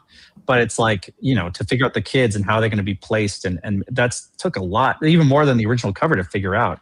But I think to me, again, I think artists just tend to, at least with me, I very rarely have writer's block or whatever the artist block thing is kind of. If anything, I feel like I have more ideas than I'm going to have a lifetime to draw, which is pretty crazy. But that's like, I have so many unfinished projects and I'm starting to think about longevity now, going like, oh, like how many can't I even do all these projects that I think I'm just going to have infinite time to do? And so I think artists generally want to be left to be creative and just kind of put their best stuff out. And I've had a lot of success at that personally, but that's my story. That's me saying that. Yeah. Well, yeah. I mean, you're the boss. Like, Amen. I don't know who would have. Well, hey, Jake, you should do this, and you're like, what? Well, but you also want to be a team player. You want to be a team player when you can. Like, obviously, with the Punisher Black Cat thing, I even had a favorite that wasn't that cover that they didn't use, and I put up some layouts that were kind of like those ideas. But I wanted to be a team player in that one. That's where I give back to be part of the comic book community. I think it was the A cover, that one. So that's always fun to do an A cover and have it be the cover, kind of, which is rare these days, because there's so many variants and stuff. Yeah.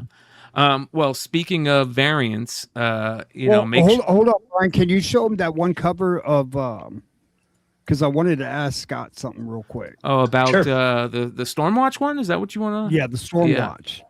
Yes. So this is this book does not get the credit that it should be getting. In the because collectibles, this book, it's the first time his name is on the cover. Yeah, of the Jeffrey Scott, which changed back to J. Scott Campbell by the time Gen 13 came out. But yeah, that was Jeffrey Scott. I think it's that way in the swimsuit too. Yeah.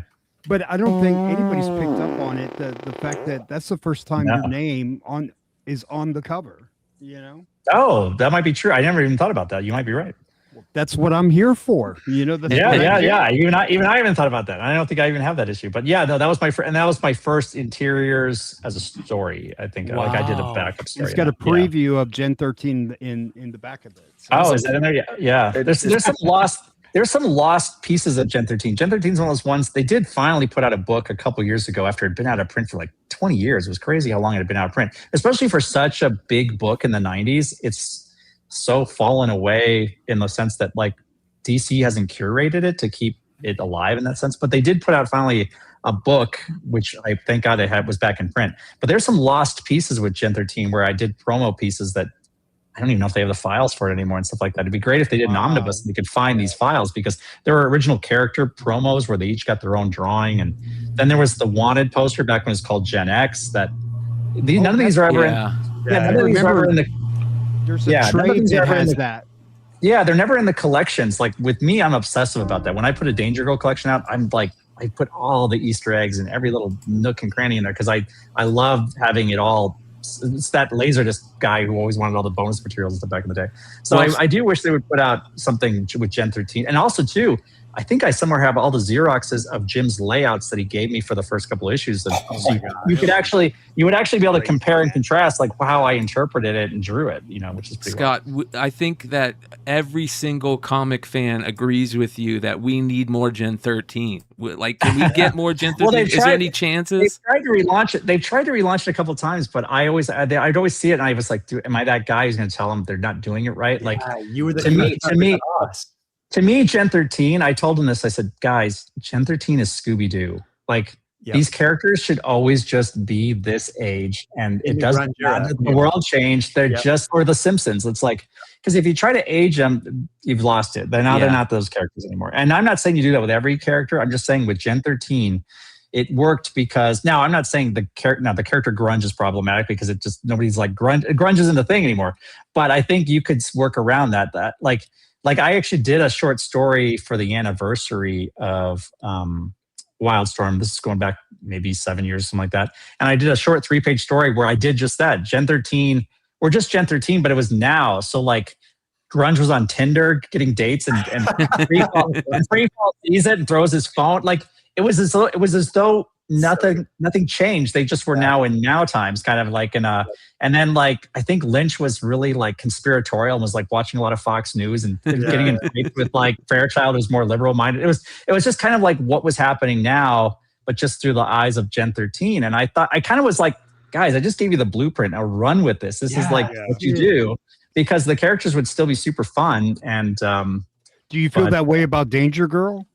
That you can't age up? Well, Danger Girl it is a little bit different because I think I would just do Danger Girl just a lot different now. Not a lot. I think the tone would be the same, but I have bounced off ideas of like how I would sort of like be right back. That one I have thought that maybe the Danger Girls would have aged and then they would have like a new what if Abby had a daughter? Like a new set. Yeah, something like that. Or like they would have like she'd be like the more mentor one now. And absolutely. I think, and then you'd have a new group, but they'd usher them in kind of. I think that's kind of what I would kind of like to do, because I think a lot of the stuff that's in there, it's aged out. Like they were fighting like remnants of the Nazis, and now we've got another like 30 years or something. It's like a little hard to go back to that. I think you'd have to come up with a new kind of thing. That's the genius of like Cobra and stuff like that, because Cobra isn't locked into a time frame. They were smart not to anchor it with Nazis and stuff like that, because it's like they kind of can always reboot it, make it fresh again. So good point. That was clever. Well, you never really gave Danger Girl an ending, so like the possibility more like a movie ending, but yeah, nobody died off like well, we had mystery deaths that somebody you could kind of do. But yeah, no, there's a project that might come together that I might do interiors on, but if that wasn't it, Danger Girl's always been kind of one of those ones that's floating out there that I would like to maybe do. I would still love for you to do a Spider-Man miniseries, kind of like Mark did with Batman, Deadly Duo. Yeah. I mean, what a beautiful, self-contained, but like every page was just such a banger. And I feel that would definitely be a dream project. And it's, don't think I haven't tried to massage that into reality or making it. There's a rumor that there was a project that got shelved. It's not even a rumor. It really happened. There's 2 complete issues of Spider-Man that I worked on with Jeff Loeb that are completely drawn. In fact, actually, the lizard cover, that's the lizard one that's like really rare that people love to get. Yeah. That was going to be the cover to number 2 of the book. He fights the lizard in that entire issue, and that's my lizard. That's what I made the lizard look like in the book. And then they came to me years later because that book, it kept getting behind for various reasons. Some reasons were Jeff's, some reasons were mine, and it fell out of continuity. So then it became a problem. Like, how do we bring this project back for continuity? And then it's just kind of been this problem ever since. But yeah, that was my lizard from issue 2, and that was the cover. In fact, if you look at the signature, there's 2 dates because I penciled it. And then when they wanted his cover, I was an inker at that point. I was like, guys, I want to go in and now ink it because it doesn't look right. Let me ink it. And it's basically the same pencils, just finished. But that's why there's 2 dates on there. But that would have been the cover to issue 2. And you've never seen the cover number 1 because I haven't shown it. But that's my buddy Stevens at his shop, and I got to figure out who I need to kill to get it. I've shown the pages to people at parties and stuff like that. So people have seen the pages, but it's really? But I also respect it enough that it's Marvel's. They paid me to do it. It's theirs to release when they want to. It's not mine to just show on the internet sometimes. So they have it. They have it in hand. And we've had conversations to try to resurrect it, and sometimes those conversations are ongoing, but it has yet to happen. So, but that's not a rumor. That really happened. Those pages. Well, your dad told me to kind of ask it in that way. Oh yeah, he probably would know this. Yeah. Hold on, that's great. That's great.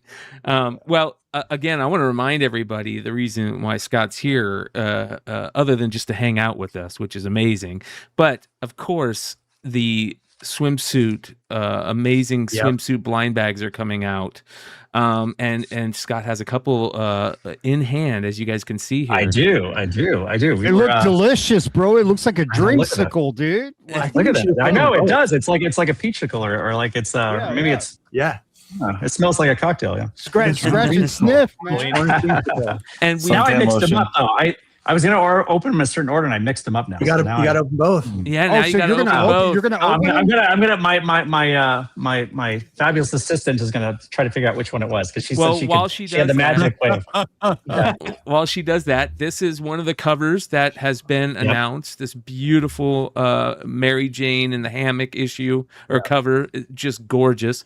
The freckles are amazing. We love the freckles over here. The funny thing about the freckles, I did that on that apartment cover, and that I think was the first time I ever drew her with the freckles. And I thought Marvel was going to come back and say I had to take those off, but they didn't say anything. Bullshit. And then I drew her freckles again, and I did just let me do it ever since. Now, not every artist draws her with the freckles, but I was really satisfied when I saw Into the Spider-Verse and Mary Jane had freckles. Yeah, I was like, bro, like these guys know I like lose my mind when I see freckles. and on both these, because Brian made thumbnails using these, even though I'd kind of seen them or whatever. Yeah, a little busy last week. I swear, if you're looking at it from probably how far I'm looking away from it, the signature under yours, I was like, does that say "Mama"? It does. Mama. I swear, I had to zoom in. I was like, "There's no way he did a Mama." It does look like it now that you say it. Yeah, because Ula's U looks like an M. Yeah. It's very true. Oh, that's so funny. So when you're zoomed out, that's funny. Well, there you go, Hood. I had to zoom in, and I was like, "Look at that! No way!" You just broke his heart. Mama. Hey, Scott, can you say "Mama"? Mama. Yeah. See, I watched the show. I know. Does it? I know. Yep. So, although you guys have gone easy on me, none of the $20 farts or the. There's no random barking dog this time either. I was wondering who has the dog. Yeah. Just wait. So, just wait. Yeah, just watch. It'll happen. We're still going. So, I remember Kirkman kept saying, "Oh man, there's another fart noise." Yeah. What was my thought? Scott, that was one of the funniest moments on this entire show. Because I thought that was right. He was like, "What?" Yeah. So should we open one of these? We should. I got 2 of them. Yeah. We'll see if I mix it up. We'll see which order I got. One of them's a bit of a wait. Now these ones are staged because I know I'm on camera. I know what's in these 2, but I'm this is for fun. This is for because I can't. I got to reveal. I got to reveal them in a certain order. Yes, this is very special. And these probably need scissors, guys. Just letting you guys know when you get these, they're that kind of bag. But that's a good tip. Yes, that's a very I'm not good going to open tip. mine. Don't try and just rip it. Yeah. Yes. Let's see here. Blind bag show. Oh. Here. We get them. I'm going to show you this one second. Okay. I think that might be our cover reveal, huh? Right here. I got it. No, this is the cover reveal. That's here that's we a little go. bonus. Okay. That's a bonus. We got a cover reveal. This is the So third. this is the first cover. time. This is the first time. This is the third cover, not the last cover. This is the halfway point of reveals. But yes, so here it is. Here it is. It's upside down, but oh my god. Ooh, let's go. We were all trying to guess, Scott, who it was going to be. A little shiny. Look at that guy. Look at this. Sitting on the There Sentinel. you go. There you go. Look at it. Much better there. Oh my gosh. That Sentinel's amazing. That Sentinel is awesome.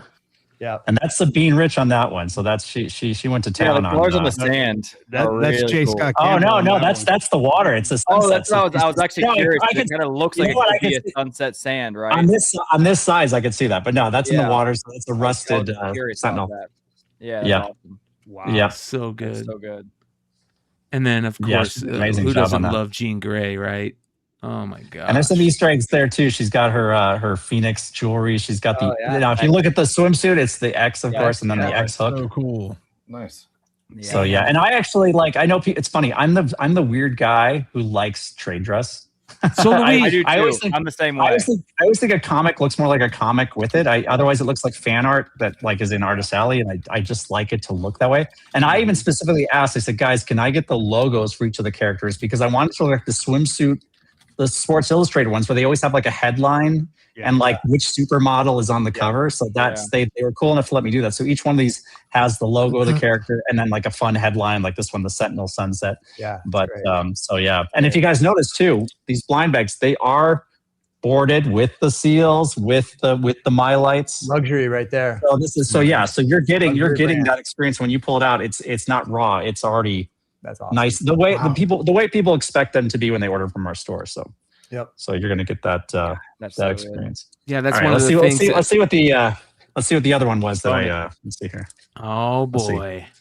Oh my God, guys, I got a remark. Oh my God. What are the odds? Look at that! There's What the heck? That is Reseal. What the heck? The Send that back certificate? out. Oh my God. Look how Oh my good that- God. That one's That's going in my nothing. bag. That one's going in my This will bag. go back into circulation. But that's the experience. I'm sure everybody's going to be rolling the dice to hope that Another they thing grab that it. I love is that you choose the colors of your signature, and they complement so much. And I think that is that, putting that extra time in is, I love when an artist does that, or, to sign books and they complement the colors. Look at this cart. This is when I signed this. This is my R2D2. It literally goes around because there's these long tables here. You can't even see too. Like these tables go they go forever. Oh, and I'm halfway through. Like it goes the same way down there. My So dream. so this is when I'm signing. These tables are just full, and I'm just like a conveyor belt that just kind of goes down. And this is my little droid that has all the markers. So I appreciate that you guys like that, because I'm just aesthetically a nerd about that. I need it to be that way because I can't. I need the colors to be pleasant, and also too that was a big when I started learning more about coloring and starting art directing my colors more. Some of my favorite covers are when you limit it to like 2 main colors and maybe 2 and a complementary one, because again, I'm trying to look for, especially in this day and age, I talk about a lot where as nice as this is the luxury that we get when we go into a comic book shop or when we already receive it. Nowadays, everything has to look so good on this. So I'm always thinking like, how clean can I make this come across, this idea, this drawing, and picking being limited or at least restrained with your color choices sometimes will make a very clean, readable image. Like again with with this one here too, like just having the oranges and the purples really just kind of it just makes it all sing, and just kind of like without it being too noisy and too much. I mean, even there's the green on there, but it's like it's just a touch of green. It's like it's enough to like a jewel that you'll draw your eye, but then you don't get overly overstimulated by it, which is really cool. Feels like the X matches the corner box numbering, which matches the. Oh yeah, and actually, you know what? Compliments to Marvel too, because that's the one area I don't do. I do my own. I actually do my own trade dress. I actually do. Anytime you see a J. Scott Campbell exclusive, I ask for the logos. I integrate it in. I do all that stuff. But the one thing I don't do is Marvel does that last bit where they do the little square. But I'll compliments to their team. Last year we did swimsuit issues, and they did color coordinate those to it, which I didn't even think they did. I always thought they were just a generic. So when this year I said, can you guys do that again? Because I really like that. And they indulged me. So that was really nice. Looks nice. So. In the chat, somebody said backgrounds make or break cover pieces. And that's one of the things that lately have been really amazing with your books is the backgrounds. You've been putting extra, feels like maybe not extra work, but some of your books, they have no backgrounds, and which is great. I mean, the 25th anniversary stuff, so amazing. Those Virgin covers, so amazing. But there are some covers where the background stuff is just as good as the foreground and the main images. Oh no, I appreciate that. No, those are still my preferences. I mean, last year I did those ones where it was like the just spectacular collection, which I think unfolded in a way that it wasn't clear to people they were supposed to be a big montage, and the character spotlights, they couldn't have backgrounds because they were going to ultimately be assembled. And I even had to think about how they're going to puzzle together in advance. So sometimes they fit on covers better than others because they just kind of like, well, that has to be a cover, but eventually they're going to be this big piece, because that was specifically the end result. And because I was a little late on that project, they couldn't show the montage first, so then you knew what you were getting the pieces of. It kind of unveiled as it went along. But yeah, generally speaking, I'm much more of a fan of that. I mean, don't get me wrong, it is a secret sauce when you have an amazing character and a stark white background. It has a punch to it, and it's like a secret sauce. You got to use it here and there, because if you make everything that way, it gets old. But so those always do have a punch, and I know they have power. But and also too, again, with the swimsuits, it's like, to me, it's great to draw a character in a swimsuit, but you want it to tell a story. You're getting access to these legendary characters, and you want them to be unmistakably them, even without the little font. You go like, you want to look at that and go like, oh, that's definitely MJ. I can tell. It's like it's and there's all those little tricks that give it away as MJ and tells a story. So if I cannot come up with, sometimes I use the term a gag, which is just a term like, what's the gag on this cover? What's the thing that's makes it special or is the hook, kind of. And if I can't come up with one for that, I'm not going to draw that character then, because I can't come up with what's the hook to make you go, oh yeah, it's that character. Oh, and look at that. That's really cool. Like the Sentinel. Like, it's like once I came with that, I was like, oh, banger. That works. That's going to be awesome. And it's just like, I mean, and also too, I do all my layouts very small. Like my layouts are like this big. So if I draw a layout that big and it works, I'm like, oh, it's just going to be better when it's bigger. It's just going to be bigger. But it's like it really just clicks at that age. And I used to draw my layouts this big, and they just kept getting smaller and smaller because of deadlines. Yeah. And then I just like drawing this way, because I'm like, okay, if it works like that, it's going to work on a phone. It's going to work on so many other things. Okay. Now I did do a very busy cover for Mask recently, because I kind of wanted to draw all these characters, and it got a little too busy. I think it looked more like a movie poster. It probably played bigger than on a comic book. But sometimes you got to do that, because Art Adams is my hero, and he used to do character, like his covers used to have like all the X-Men crammed onto the cover. Yeah. And unfortunately, I just don't think those work anymore, because I still like to do it once in a while, but I think we're just in a different age where it's just too many things going on, and people just it just looks like noise, unfortunately, which is too bad. A few years ago, you put out a bunch of covers that kind of had the feeling of the Spider-Man number 100 cover, which were some of my favorites, because it also kind of had that like caricature work that you see a little bit. Yeah. And I've always loved covers that have the faces of the characters in the background, that Spider-Man 100 homage style. That was super fun too, because that was super fun too. I appreciate that. That was super fun too, because I like treating each of the cover, because it was the same faces, but I treated them differently for each cover. And it was fun to, there was a whole That was a fun original too, because again, they were all there, and sometimes depending on the cover, you got to see different faces because of body parts blocking different pieces. But yeah, that was super fun, and that definitely was an homage in my own way to 100, just because. But without it being exactly, because sometimes that's boring. So not to shame anybody, it's just for me, it's boring if I can't find a twist on it, kind of. So it's so funny. I was literally just looking at the original art on your site for that one because that Miles cover, huge Miles. Yeah, I was like, oh, that thing's there. It's so tempting. That was you're asking if I kept any. I didn't really answer the question, but that was one of those ones I came close to considering it. Yeah. I tend to only, and maybe I'll regret this later. I do tend to part with most of my stuff from Marvel or DC, but. Yeah. I do have a lot of my Danger Girl stuff and certain personal pieces kind of, but here's the thing. I don't like hanging up my own work. The only piece I have in my entire house that's framed and hung up is I always murder it because Marilyn's French Canadian. So she can say, I always say Chat Noir, but it's pronounced differently. But the Black Cat, because Sideshow did a really nice print of the Black Cat Chat Noir one. And so I do have that framed in my house. But other than that, I don't like hanging up my own work. So I like selling it because I have an amazing collection of really great scans I can make books and archive material with. But I like other people to enjoy the art. I want them to. I love it when I see people like when you're showing me the art you had there. Like that's. I love it that somebody cherishes it because honestly, for me, it would just sit in a pile. And I'd go through it and get nostalgic occasionally. But I'm not a terribly nostalgic person. Like I'm always forward projecting and thinking about, like, I'm almost shocked when I look back and see what I've done. I was like, oh geez, that much time went by, because I'm so forward projecting all the time. And I think in some ways I hope that makes me seem fresh and stuff like that. By the way, Marilyn brought these out too. This is, speaking of original art. Let's see it. Oh, wow. Is that showing up? So yeah, there's the end. Yeah. So you can kind of see that. And then here's the Black Cat. Now the Black Cat's interesting because her suit actually isn't black on here because the lines were reversed out. It's a trick to kind of show the wrinkles and everything and give you a little more dimension. I'm having a panic attack, bro. Which one he's gonna try and get? Yeah. Amazing. You know what my problem is, Jay? I mean, Scott. There's so many pieces in here, by the way, that you guys haven't seen yet. I was telling. Just flip those pages. Oh my God! We want to talk about that.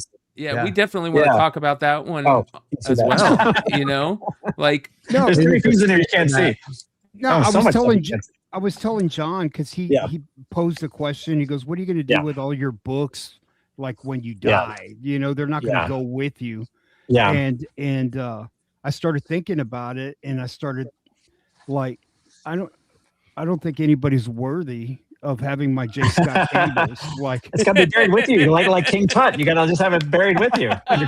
So what I've done, I've got 2 nieces. I'm raising, might as well be my daughters. But I took your Disney art that I had picked up at Walt Disney back in 2013. Oh yeah, Disney Gallery. So I'm kind of like influencing that in the room so that I could bequeath them my J. Scott Campbell art. That's right now, like nobody deserves. And you've got quite the collection from the little bits I'm seeing back there and stuff like that. And by the way, I didn't even know they made a poster of the swimsuit cover. Is that a poster they were selling or something? It sure is, Jay.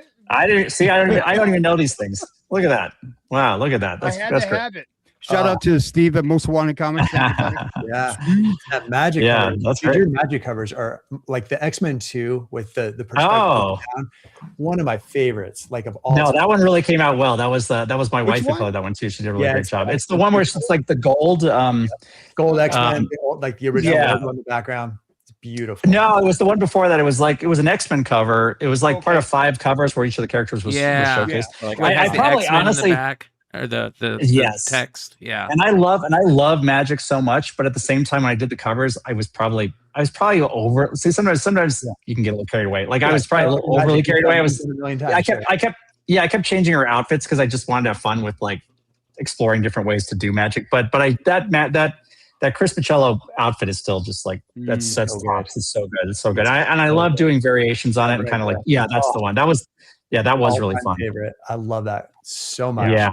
I tried to buy that and it was gone like right away. I was like, oh yeah. The funny story about that one. The way the color just pops on all of these well.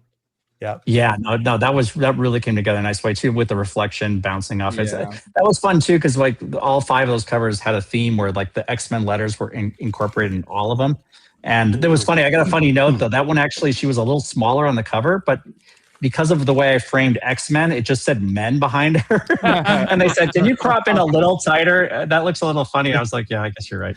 So, but yeah, I love it. Hey, Hood, still in the bag from Comic-Con. Get out of here! Oh, wow. A few years ago. Is there with the anniversary portfolio still sealed? Oh yeah! Oh my god, dude! Right. And that's the Ira Fino right there too. Yeah, that's like there's probably a few of hers in there back there. Yeah. There's a few. There's Oh, a yeah. few Yeah. here. I saw this thing sitting there, and I was like, "That nice." I haven't done anything with it. Still, it is. So I hate you, bro. It is nice when you get those kind of nice presentations like that. Yeah. You remember American Psycho when you're trying to have the business card, and then somebody pulls out another. That's how I feel when people awesome. hey, look at the Campbell I picked up. I never thought about that. That's funny. I'm gonna steal that.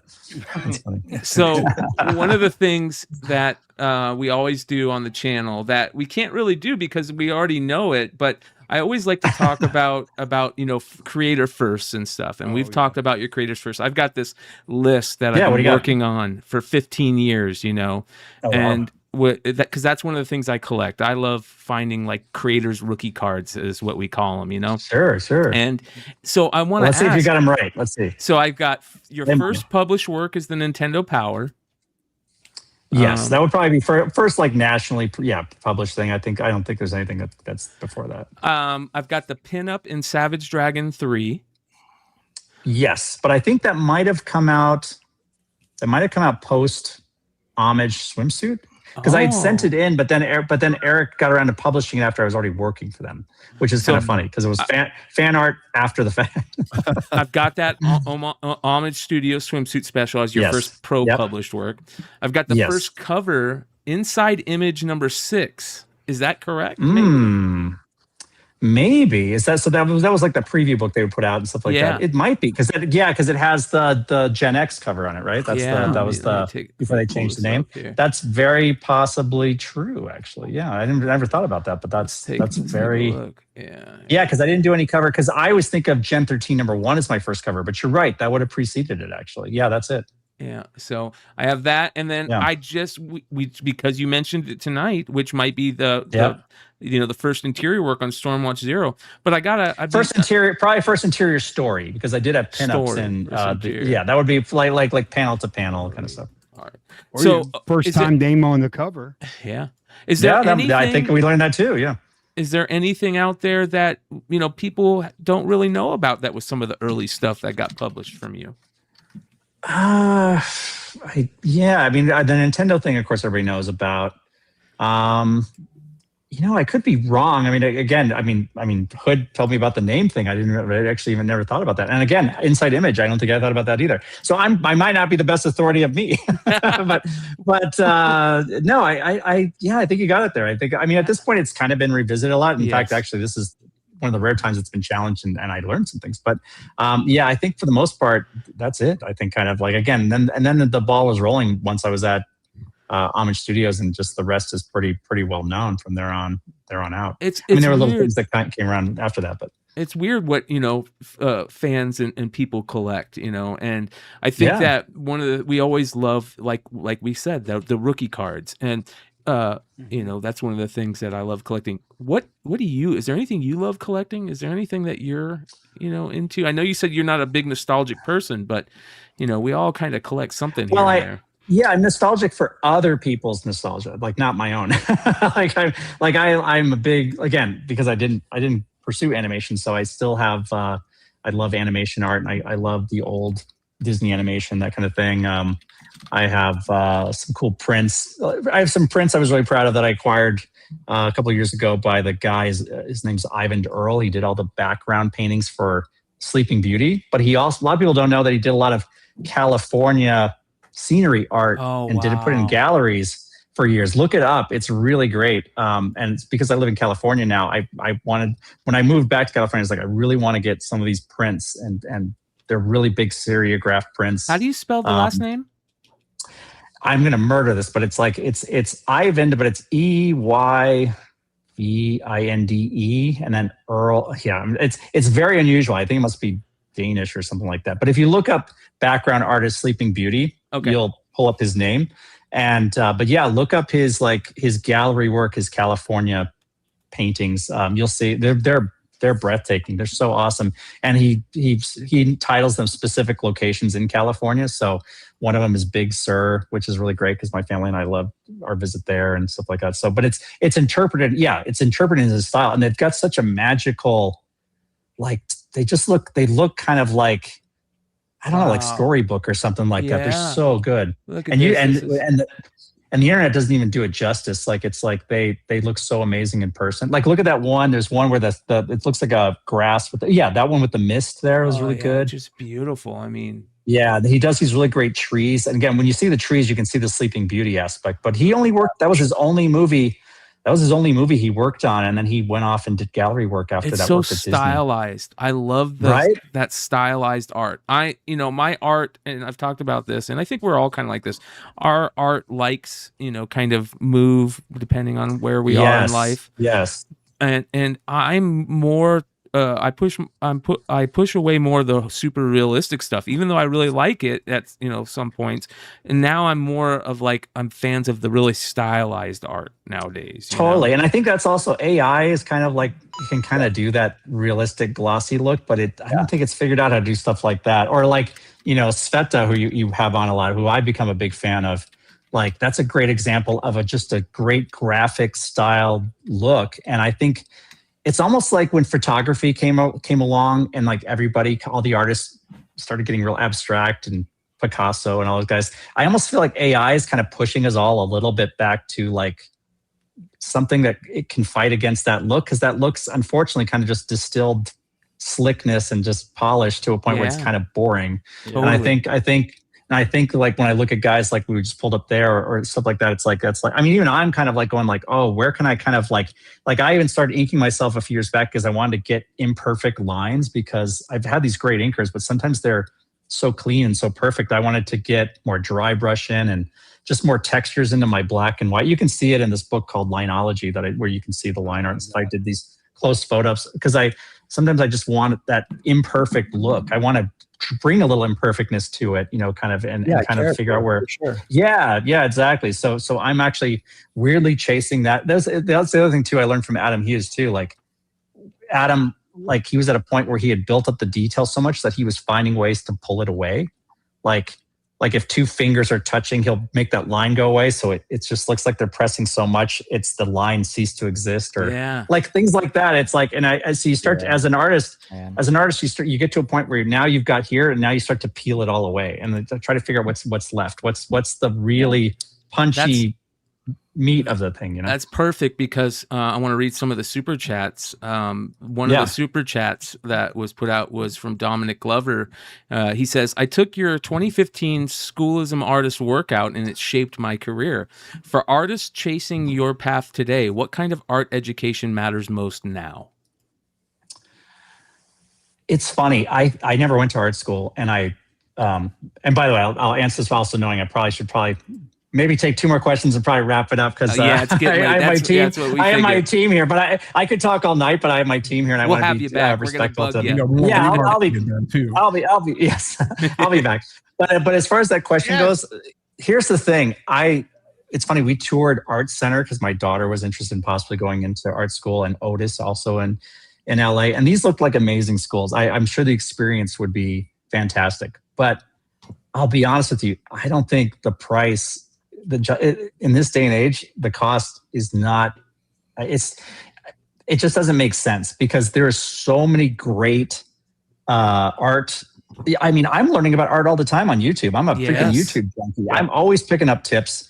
By the way, on a side note, YouTube is the best. I just watch all YouTube now. I actually have these other streaming channels, and I'm like, or these other like streamers. And I'm like, I just feel like watching some YouTube. Yeah. So it's kind of funny, but there's so many great artists putting out tutorials and things. Like I watch tutorials all the time, like color theory, and I'm like, oh, that's a great thought. I never thought about that with color and stuff like that. And that's just YouTube, let alone like Schoolism and these other places that have these like he was mentioning where there's just great access to professionals in the business doing these courses that like cost.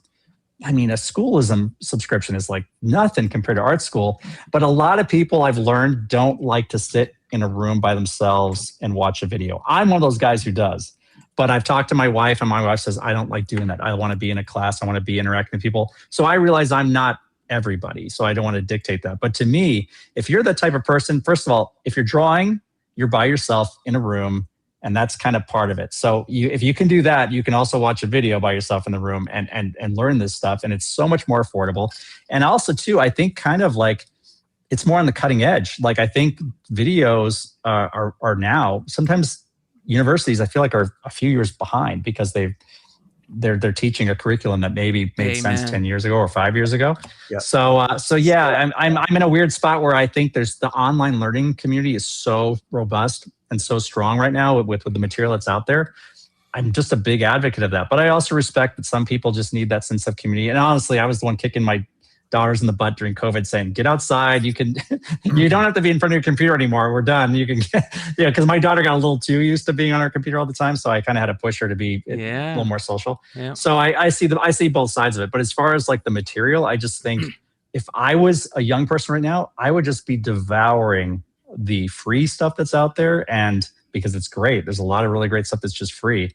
And I mean, I'm realizing how little I knew about art when I broke in. I mean, I just had a lot of confidence and swagger, but I had to learn fill in the holes as I went. I mean, I'm still filling in gaps with my art knowledge because it's, but that's great because it's like, who wants to be done with life? I think that's normal. Yeah. I like they say the Beatles didn't know how to read music when they started playing in the band. So, that's totally true. The one thing I will say about the Beatles and these kinds of things is sometimes when you're 20, you're instinctively putting out there everything you didn't realize you were learning your whole life. And you have this burst of creativity right when you break in. Like that's why there's so many amazing musicians in their 20s. And sometimes creativity is an explosion in your 20s because you waited your whole life to be unleashed. Yeah. And then sometimes the bucket runs dry and you have to kind of refill it and find something new to fill it back up with. But I think that's oftentimes that gut instinct, and it powers you through a lot when maybe your knowledge isn't quite there. Like I see stuff I was drawing in my 20s and I still go, that was really cool, but I don't know why I knew to do that. Like I just had an instinct and it worked out. But now I know why it works, which is helpful, you know. Another quick super chat. We just got a couple more. Stephen Fuentes, owner of Most Wanted Comics in Corpus Christi, Texas, says, "Thank you, Scott, for being real and helping comic shops grow with your art." And that's right. When you revealed the new cover, he says, "Awesome cover. Basically, call them mama bags." I'll have to steal that next time. Better hurry, Hood. You can trademark that still. No, man, that's my buddy. That's my buddy. Az dropped a super chat saying, "Does Scott have a favorite anime or manga?" Well, I'm a little out of the. It's funny. My wife watches a lot of anime. Again, she's a good barometer to show me sometimes some of the things that are happening that are a little bit outside my peripheral, like the K-pop thing. And she watches a lot of anime, and I'll see it through her. Like she's watching this one Witch Hat something. I forget Witch Hat something. I don't know. The audience will know what I'm talking about. Who knows? But it's pretty cool. Again, it's kind of neat to just see. I don't always agree with everything, and some of it's I'm like, oh, this isn't for me. But I do like always keeping and you want to know what's going on. Otherwise, you just start to like feel like you're irrelevant, and I don't want to feel that way. But back in the day, I think it was Masumi and Shiro. We were all about that back in the day, like his mechs and everything like that. And I mean, you see it all through Gen 13. There's tons of even like his body type. He did those really lanky sort of like builds on the women. Yeah. And it wasn't until I got to Danger Girl when I discovered through Joe Chido, who was the main color guru at Wildstorm. He turned me on to Gil Elfgren, the pinup classic pinup art.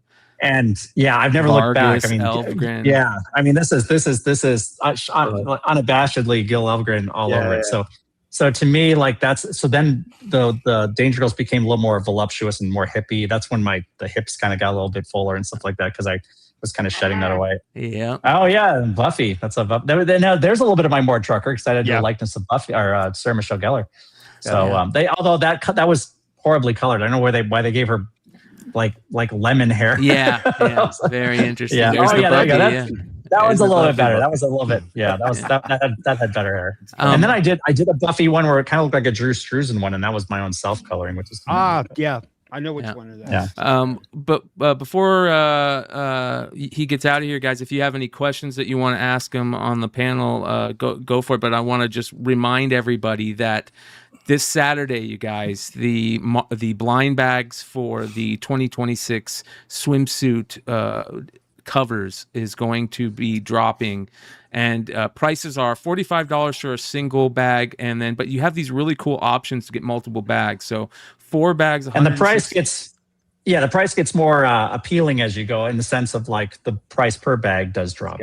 Because this is to me, the 8 books and the 16 books is such a like enticing deal, because you're going to be able to, especially if you're a retailer out there. I mean, obviously the collectors are going to go goo and gaga over these things. But I think that even if you're like a retailer out there, that this is a decent play to maybe pick up one of the full stacks or a half stack. And you have these, especially if online retailers. And I also want to remind everybody that if you do open these and film them and do live sales, we would love to see your polls. Make sure you tag Scott, tag the store, let him know, and that would be a lot. I mean, that's half the fun, right? Seeing everybody's excitement with this. This is kind of the fun thing. And again, too, I listen, I'm biased, of course, because I'm me, but I don't think there's any clunkers in here. I think I mean, you haven't seen all the art, but I think some of the biggest, like I said, bangers you haven't even seen yet. I led with MJ and Black Hat because it's MJ and Black Hat. But I personally actually think there's some of them that are even like stronger than those ones even too. And even this one here is one of my personal favorites, the one we revealed tonight. That was why I was excited to show it off. But yeah, so I don't think anybody really loses, even if you just buy the one bag and you just want to experience just the one pull and see kind of what you get. It's going to be hard. You'd be hard pressed, I think, to be sad, I think, with what you get, I think. And then, of course, the remarks. 12 full different covers.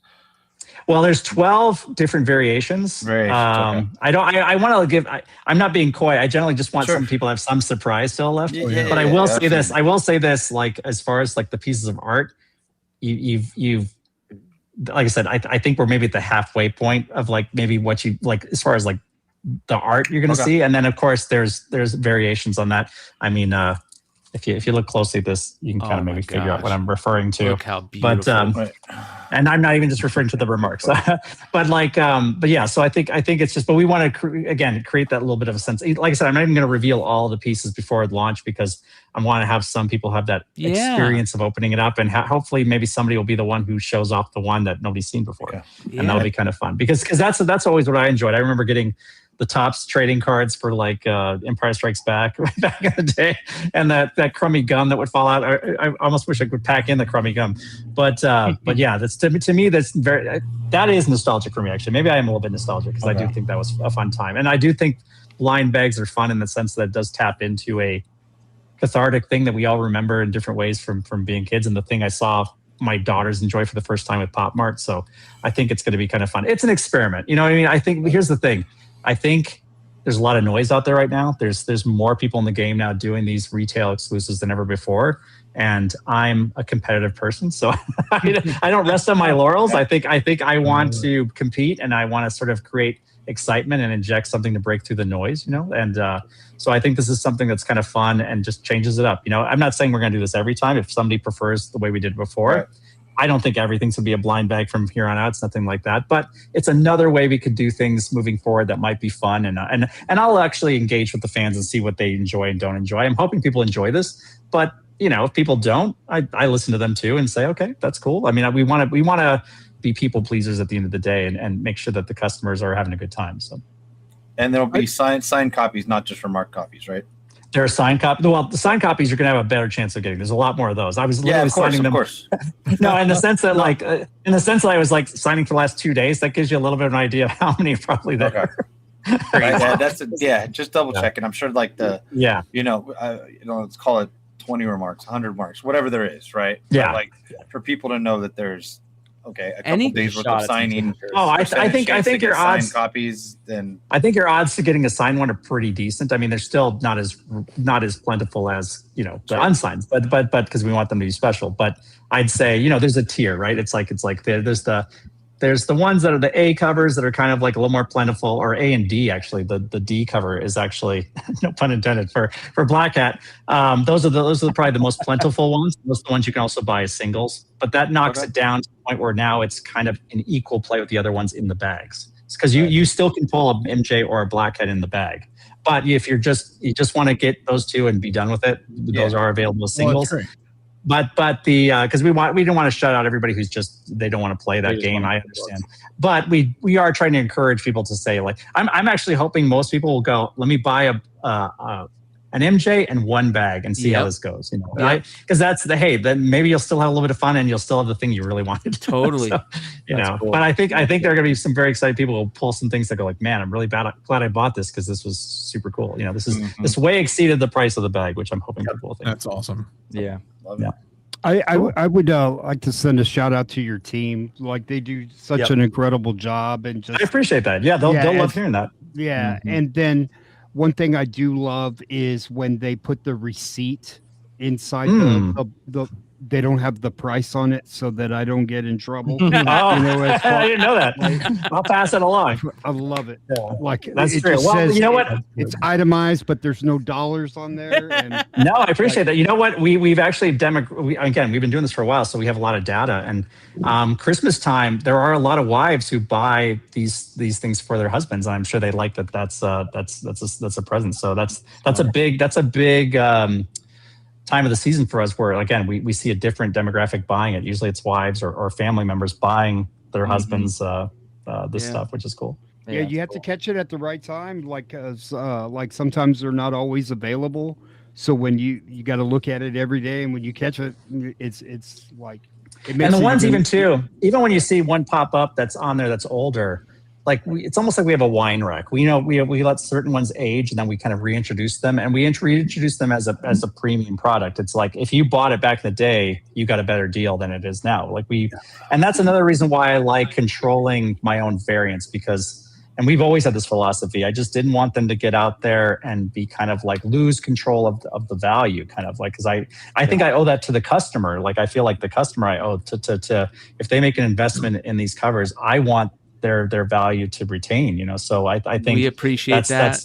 Yeah, that's a conscious effort in that sense. And I'm hoping these will just be right up there with those too. Again. And the other thing too that's really great about these blind bags is, I don't know what the aftermarket's ultimately going to decide are their favorites. Like we're going to be excited to see which ones rise up as the ones people think are not as many of them out there, or maybe become the favorites, because that's fun for us to watch too. So to me, that's the other fun thing about it. So I think it's going to be hard to beat that, in my opinion, but it's gonna be hard to beat that Mary Jane right there. That is fucking excellent. Yeah, that's I'm all for the Black Cat. So yeah, Alicia, baby, Alicia, different strokes. Yeah, fight. Yeah, come on. Right. That is just like pleasing on the eyes, man. Yeah. Well, that's a good problem. That's what we call a high quality problem. Amen. Yeah. Thank you so much, Scott, for hanging out with us tonight. Oh, this is fun. This is so fun. I've been meaning to pop in at some point. I'm glad I had a good reason to. The marketer in me wanted to have a secondary reason, but it's been fun to jump in. I always enjoy, like I said, I don't catch the show all the time, but I always enjoy seeing the discourse, and you guys are super fun, so I appreciate it. Well, thank you, brother. And one last question before you go: any con appearances coming in the future? San Diego? It's funny. San Diego was on in play for a little while there, and ultimately about a month ago we decided. Dallas? We weren't going to, we decided we weren't going to go, because ultimately some of the things that we were going to do just kind of like, because I don't exhibit there the last couple of years. I kind of slowly climbed the mountain of exhibiting, and then kind of was at the top of the mountain for a couple of years, and it was fun, but I kind of got burnt out. I did 20 years in a row going there, and I think I owed myself and my family and everybody just kind of a break, and I kind of wanted to miss it a little bit. Like I didn't go last year, and I didn't really have FOMO. Not that I have a problem with it. But I was burnt out, and I think this year I'm still kind of crispy, and I was kind of going like, I don't have to go. But if I might be one of those guys now who's like an every 2 or 3 year kind of guy, because I think it'll be special. I'll regain my sort of love for it, because it's hard work when you were like exhibiting at the level we were doing it at. My team was feeling that. I actually felt for my team because I could see how hard they were working to pull it all together. And those like 4 months leading up to San Diego, to pull it off at the caliber I wanted it to be at, it was just stress city. And I'm at an age now where I'm like, I think I want to smell the flowers a little bit. not be stressed out so much. But hey, I'm excited for all you guys to go. Again, I've had my 20 years in a row where I was going, and it was super, super exciting. So me taking a break is different than you guys going, because like you guys have the love, and I know what you talk. I know that feeling. So I'm just waiting for that to bubble back up, because I'm still a little bit burnt out. Well, we can't wait for you to do that, man. Yeah, but have a great time there and everything like that. And again, I want to also say thanks again for letting me take up so much of your time. I know there's a lot to hype up for San Diego, and I kind of snuck in there with my little 4th of July stuff. But this will be my little like pre-San Diego excitement. So get you guys all excited leading up to it. So, well, thank you so much, man. Spend all our money before we go, man. Yeah, we're going to be buying blind bags. I mean, maybe there's that. Maybe there's that too. I know there's some. I know there's some full pockets out there right now. So it's like I'm not unaware of that. So have a good night, and have safe travels back home. And we can't wait to have you on again, man. I appreciate it. I'm sure I'll be back. I'll definitely be back. All right, have fun, guys. Thanks, guys. Bye-bye. Wow, what a great show, you guys. Legend, bro. Legend. What a great show. Hey, we did another 2 hours with another legend. Man. And the chat was great tonight, you guys. Thank you so much. The support, I can't believe all the gifted memberships and the love. And again, the chat was on point tonight, man. It was just I'm gonna go to sleep like and we're not done yet, you guys. We got a couple more things to talk about, because San Diego is coming. And listen, I don't think I've seen as many drops from Clutch in a 3-day period than what you dropped this week, bro. Holy cow. And you had a big, huge drop today for Dungeon Crawler Carl, which from what I'm hearing went really, really well. I didn't even know it dropped. Yeah, that was awesome. That was fun. That was a crazy one today. So I didn't. I know you did good. I didn't know you sold out. Did you sell the out? quantity we put up. Yeah, it wasn't. This. I had to make a post after just to kind of like clarify, but like this was always intended to be a San Diego Comic-Con drop. Oh, gotcha. Yeah. Okay. And actually, like I had talked to my buddy Tim at Vault about doing this cover before they even like figured out their plans for doing like the whole like wider release drop with the second print, absolute covers and all that stuff. So this had been in there for a while. And then I was like, hit up so many people who are Dungeon Crawler Carl fans, the crawlers.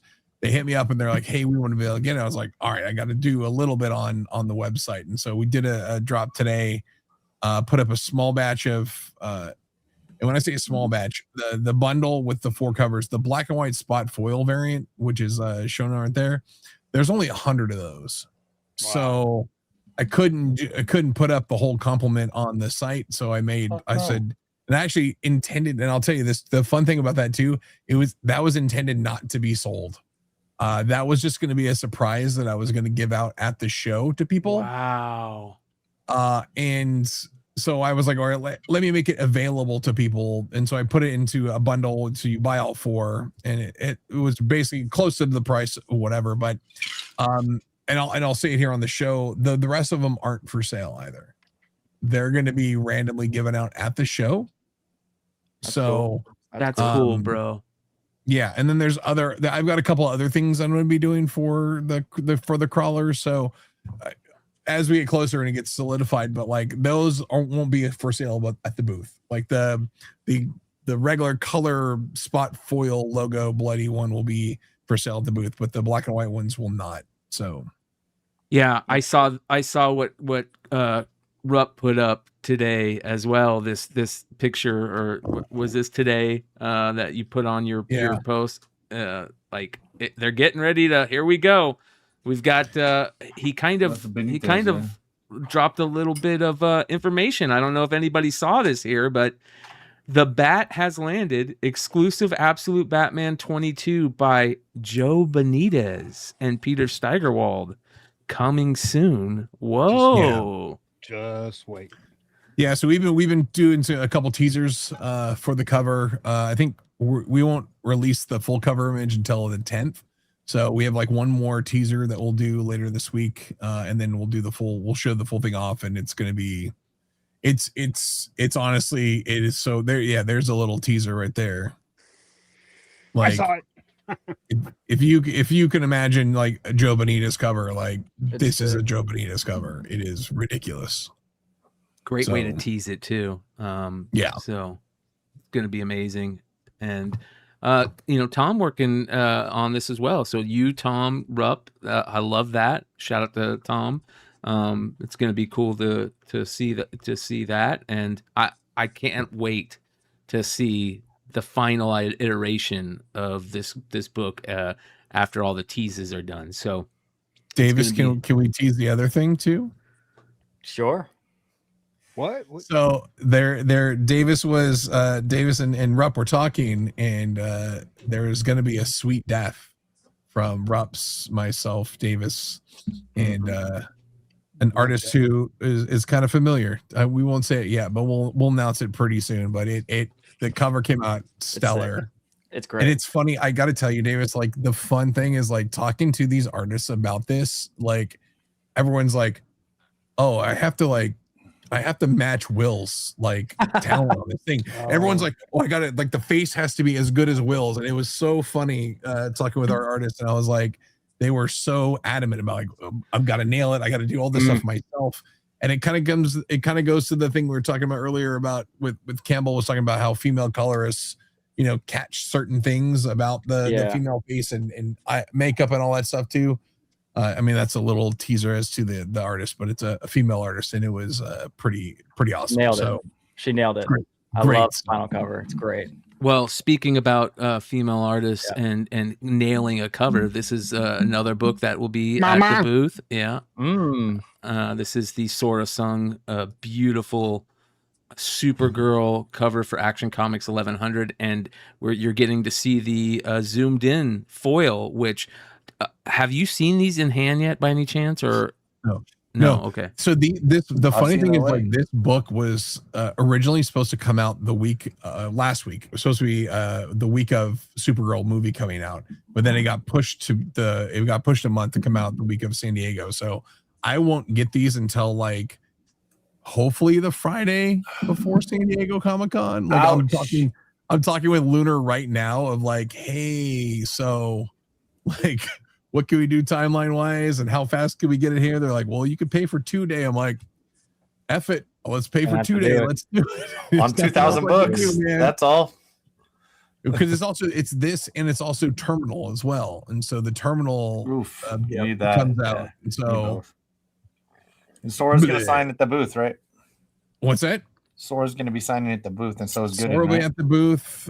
Nathan Gooden, who did the Terminal and the Dungeon Crawler car, will be at the booth, and I think Joe's going to pop by the booth a couple times. So it's going to be a pretty packed weekend. Booth 1101, you guys, is 1100 or 1101? Yeah, 1101. So put that in your head. Booth 1101. It's getting ready. It's right around the corner. And I want to run through some of these. You also, we talked about the Terminal, the card variant when Robert was on with us. I'm texting my friends at Skybound every day. Hey, when do you have comps? When do you have your comps? Because this cover is also a spot foil. Oh, it's gonna look so good. I basically called in every chip I had because I was like, I need to make this the most 90s epic like trading card thing I can. And so they allowed us to do spot foil. So I so badly want to see what it looks like. Wow. That's gonna be sick. Yeah. Yeah, it's gonna look really good.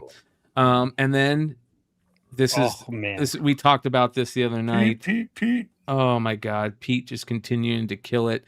A 4 cover set of the Turtles, and wow, just amazing. He's so good, dude. He's so good. It's amazing to me how like I don't know. I was talking to somebody. I was talking to Rupp the other day. I was like, I don't know how publishers haven't just like caught wind of this and been like, dude, I need you to do like a 1 in 10 or 1 in 25 run of a series or something like that. Like I was like, again, the Skybound guys, I was like, dude, how could you imagine if Pete would have done like if he was like the ratio variants of did like the mask covers Oh and my do the mask gosh. helmets like across the board, like it would have been insane. So yeah, we got a couple other things we're working on for later this year. So hopefully we'll be able to dial stuff in.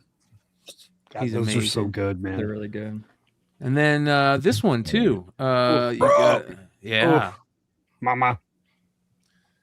This one's bananas. So this is an eBay live exclusive. And the cool thing about this, Bill Sienkiewicz just knocked it out of the park with this one. It looks so cool. Connecting cover. It is so freaking rad. I love how they have to get both to be able to get her butt. Yeah. And then the Batman one is just you just got ass on it. There's nothing wrong with that. Batman's just chasing tail. So. Yeah. I died when I saw it come in. I was like, oh, that's where the cover splits. Awesome. The person that invents the bag and board to hold both connecting variant. Yeah. Like that's double wide. That'd be sick.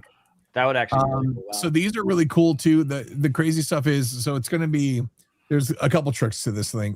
eBay live sellers are gonna have a chance to get these, so they're participating in some sort of contest amongst the sellers to do as much as they can sales wise in a week or something like that. So amongst other sales and promotions. Apparently too. it's been going on for 3 weeks, which makes me has it been? Yeah, that makes me I took a week off, but before that you did.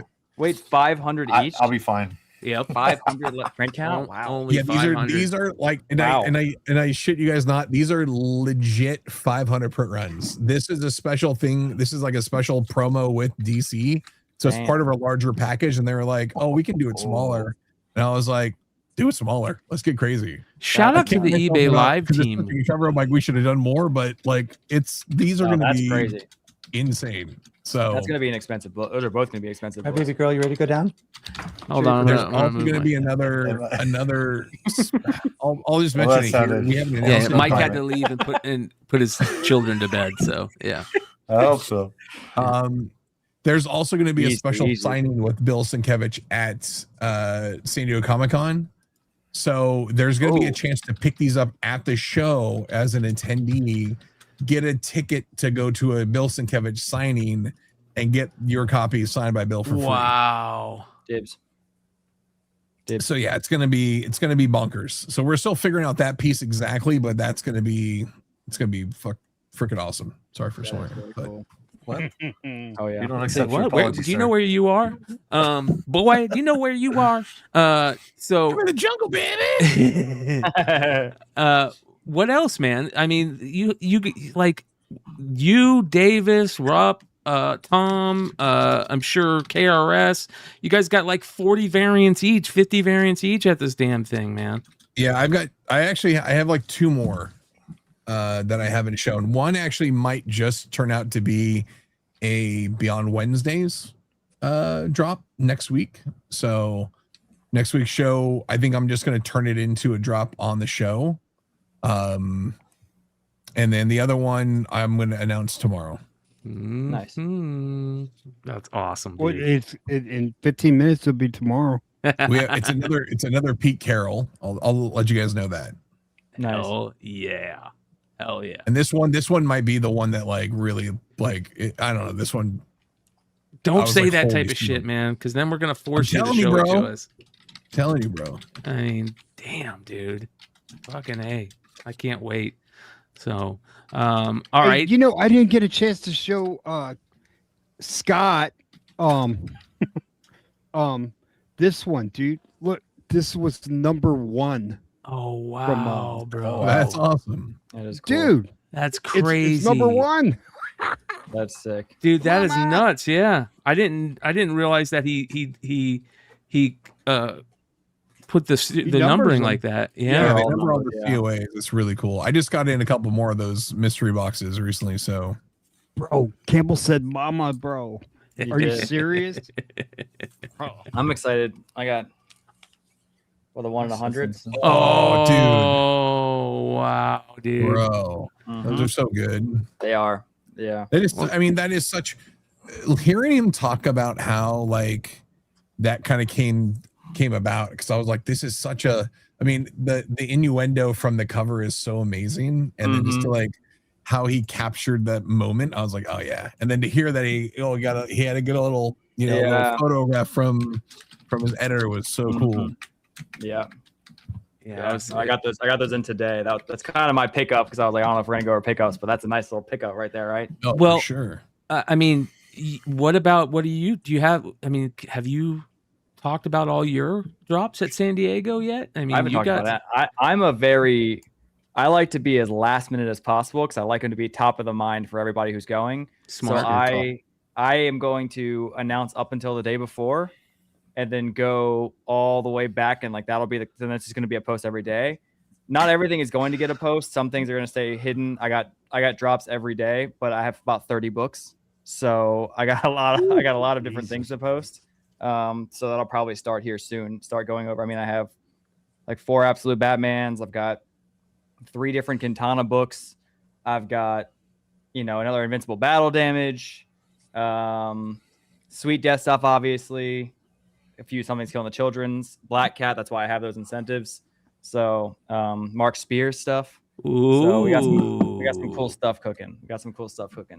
Speaking of Mark Spears, have you guys been paying attention to those sales on those Comics and Magazine and the Captain America stuff? Holy cow. Wild. Yeah, let's not forget about our buddy Mark, man. Yeah, man. Just continuing to... He's back on top again, right? Like...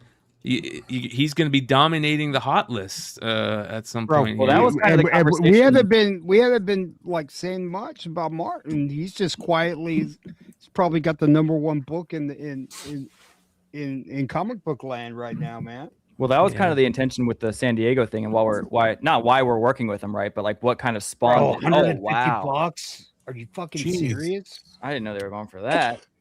Ooh. Ladies and gentlemen, Those Mark are the first motherfucking Spears is about to enter the scene when Spawn 77 hits. Oh man! Yeah, like when we were kind of having a conversation about San Diego and doing different things that felt cool or unexpected, and we called up Mark, and obviously he hasn't done retailer exclusives in such a long time. He's been keeping it very just to him, and which I like his approach that he's been doing. He's been keeping it very close to the chest. But we were like, we want to like hit it hard at San Diego and do something that people don't expect. And we kind of want to run the clock back on like those exclusives that we did Dallas and C2E2 last year, where they were like lower print, like pretty cheap, especially in contrast to, what some sales are going for nowadays, and just like do some cool classic homages. We just want to do some cool Mark Spears Monsters homages like we were doing a year ago. And he was into it. Like immediately he was like, I think that sounds really cool. Like, what do you want? And then within 2 days we were cooking, and we just wanted to we wanted it to feel like that same excitement of when Mark Spears Monsters first came out and all those exclusives and homages were coming. And I think, the covers are incredible. Yeah. He continues to kill it, period. Yeah. He's just getting better. And again, I can't wait for you guys to read. I can't wait to read Spawn 77, and I can't when that happens, like it's gonna go nuclear. I hope it does. At least I hope it does. And well, it is, bro. Yeah. You spend a lot of time on it, so yeah, fucking A, man. And it's nice to see that happen. Like I'm proud. I'm like really happy and proud of him. In a weird way, like it's cool to say like I'm really proud of you, Mark, for pulling this off, man. Because we got to experience the kind of like the build up and everything. Got to see that at the cons, and it's just through like his perspective, like getting to see what he's seeing. Like it's because from starting, working so hard to get his foot into the door of, getting an opportunity to play in this game, and then now he's just killing it, man. Mm-hmm. Yeah, for sure. And it's just like, people just need a chance, Yeah. Well, speaking of Mark, he has some new variants out or new covers out this week that we're going to talk about here in a second for Shit, send him a link. for a new comic Send book him a day. link. Where you at, Mark? And then we're going to call it a night because we've been doing this. We've been doing this for a couple hours I now. don't think I'm going to sleep, dude. I love it, dude. Like, dude, I can't wrap my, shout out to Davis and Big Clutch and you, Brian, for like helping make that happen and, hitting up J. Scott Campbell's boss, if you will. But, thank you so much, guys. That was phenomenal. Well, what's exciting about it too is that tomorrow during my show, I was supposed to stream tonight and I moved to tomorrow night, one, because I wanted to be on here, but also they sent me we're gonna have a small preview on tomorrow night's Whatnot show of some of the bags. So I don't know what's in them. I don't know if I got randoms. I don't know if there's a chance that I open a cover that we haven't seen before. I don't know. Man. You know what I mean? I don't know how that's gonna go. So I just know that tomorrow night. We know how that's gonna go. Tomorrow night on Whatnot, during my stream, I'll be opening at Good least Lord. one of the brand new bags that don't release till Saturday. So that's going to be exciting. I'm excited for that to see what's in there. Hell yeah, dude. I hope I get the Black Cat. God, that Black Cat looks. I want to see something new, but for myself, I really want the Black Cat. Yeah, that looks so good, man. Mm-hmm. Yeah, I was thinking, that Mary Jane's apartment where Spidey's outside the window, and then he's got the other cover with the Black Cat, and he's jumping outside the window. And you know what I thought? Like, does he pay rent on both of them, or like, you know what I mean? Is he having to pay rent for both of those pads? Like Peter, yeah, he's not. Well, it's paying Mary rent Jane. Mary Jane could pay her own rent, man. Yeah, that's how he looks at Dude, it. my theory is all those superheroes are really thieves. And that's how they live their life. They're like they all have some sort of superpower where they can steal some shit, right? And they can do it from somewhere where it doesn't matter. They can steal a little, they can, yeah, we're just assuming good intentions, right? We assume, dude. I think they're more like the boys. They just can't help themselves. They all kill people all the time on accident. Right? So, allegedly, yeah. Right, allegedly, yeah. Yeah. What was it? There was like that cleanup squad team. Yeah. What is that called? I forget what it's called, but yeah. That was a damage control. Damage control. Yeah. That was a really, really good idea for that. So, yeah, they should bring that back. I feel like they could market that better now and make that cool now. Yeah. Just want to wish Sean and Katie congratulations. We got to talk about that real quick. Congrats, brother. Thank you. So absolute legged bottle opener. That's so dope, dude. So tell us, man. How was the weekend?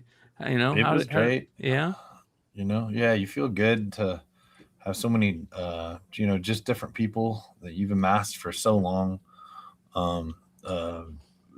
Her family from everywhere. My family's small by now, so starting off, like I said, I text you guys. My family is, it was my mom being there, but you guys are my family. I married into a bigger family, not a massive family, but bigger than me in there. So to have the support, to have people on airplanes that that I only got to see for a little bit, people like Clutch, DeVoe, Yeezy, I saw all weekend. Yeezy came and he came and did it and stuff, and then he was out with us a lot. So unsurprisingly, I was not worried about him making friends and fitting in or something like that. Not that guy. Yeah, everybody loves people we Darren, could ever man. meet. Yeah, so that was cool. We got to meet a lot of people. So yeah, it was great from start to finish. Tiny, the ceremony went well. Went down the street to cosplay bar. With just randomly. So people are like, was that the Millennium Falcon and R2D2? I was like, it just happened to be. And it was right down the street, and it happened to sort of work. That's cool. It was the right capacity, the right size. They were responding rather than just doing, and they did have an event management thing, but they were actually responding Other places are like, well, what about this? What about that? And both venues are about the same size. Invite a bunch of people, and you always know they're not.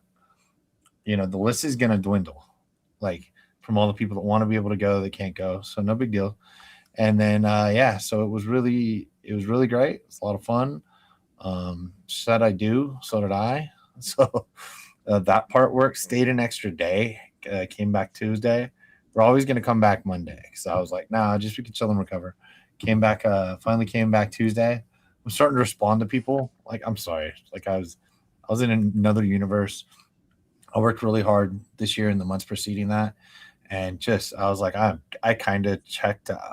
Hell yeah, you should. Checked out. Yeah. To a degree. I mean, I get back to your well wishes and things like that, but it's like I don't care about eBay problems right now. Yeah. Yeah. Give me a negative. I'm getting married, right? Yeah. So, I never said that, but I only thought it.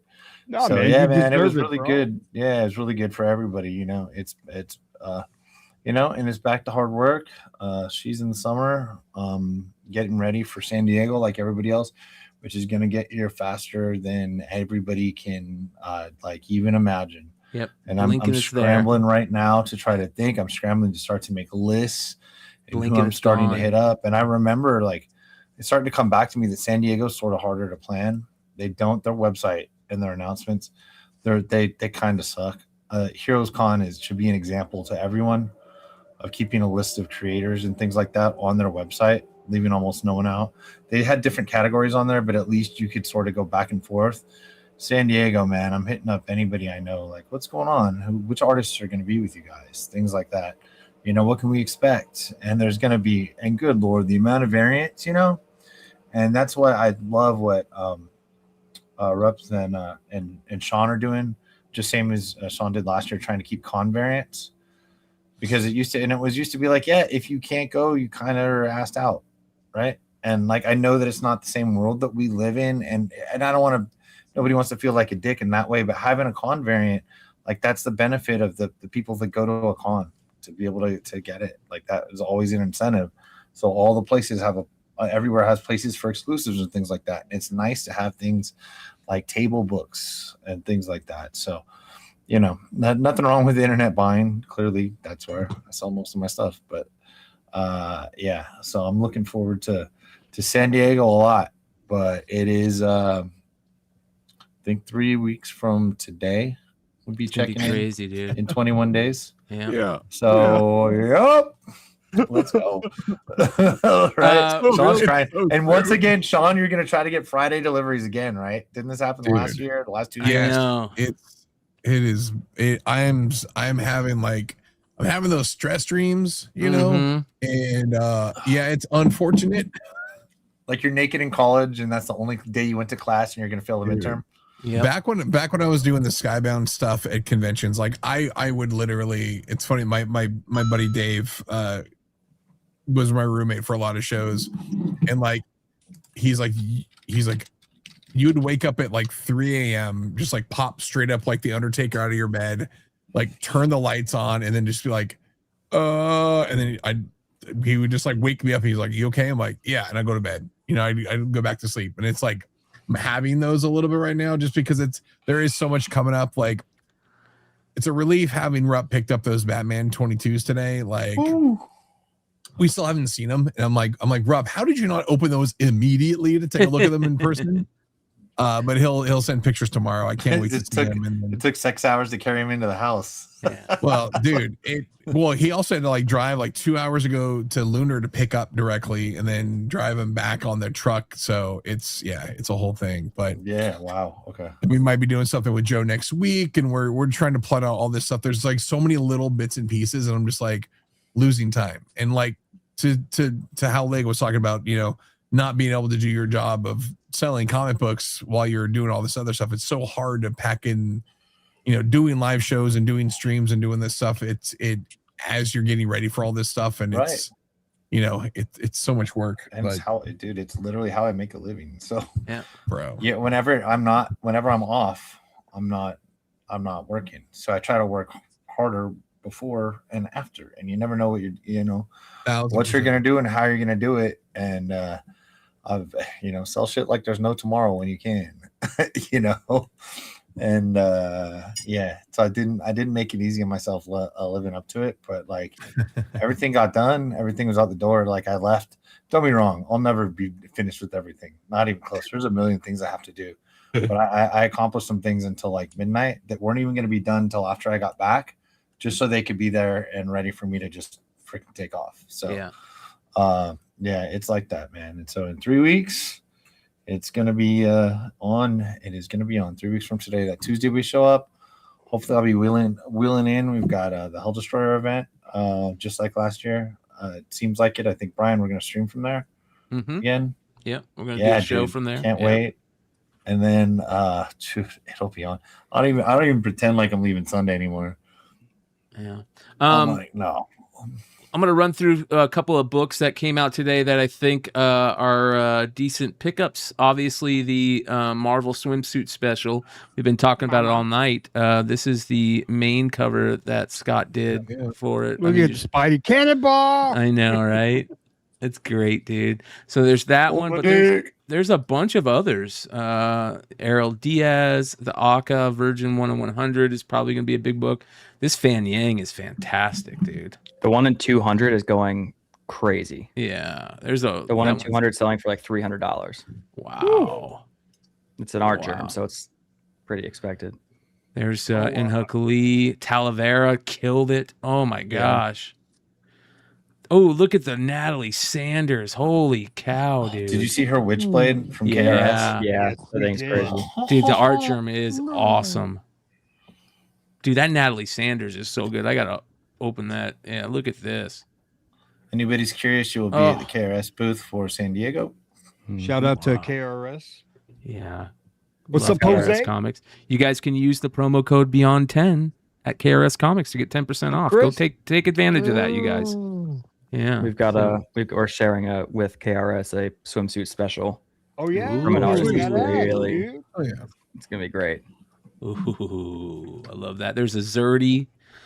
There's the 1 in 200. If you guys want to see what Davis is talking about, look at that. That's awesome. Crazy. That's fantastic. Damn, that's out of focus. Is that a little shark? Yeah. That's how you nail it, dude. Yep. That's what I was talking to Scott about. Man, I knew that was gonna happen. I did too. We were behind the scenes at the end of last week's show, and you kept saying Jay, and I kept being like Scott, and you'd be like, yeah, whatever, Scott. And he was cool about it. Oh yeah, so he said you could call him Jay. Call him Jay. Yeah. We also though let's be like when we're talking, you say JSC. Yep. Mm-hmm. Like if you say Scott, you go who? Scott Snyder. You know what I mean? Like everyone just says. So it's probably on your head that that's the first letter. It is the first letter before. The Venom is funny too. I like the Venom. So. Yeah. All right. Mortal Thor issue 12 got a crazy Alex Ross cover. Look at that. Yeah. That's wicked. And then go ahead, Hood. Yeah, that's crazy. I was going to say, you remember how he said, well, I didn't go to art school? You know why he didn't go to art school? I talked to his dad. His dad said he was a prodigy, that there was a cartoonist that saw his work at age 12 and said, this kid is special. Well, he didn't need it. Yeah. He went, you know where he went to art school? Image Comics, Homage Studios, right? Yeah. That's where he went to art school. Yeah.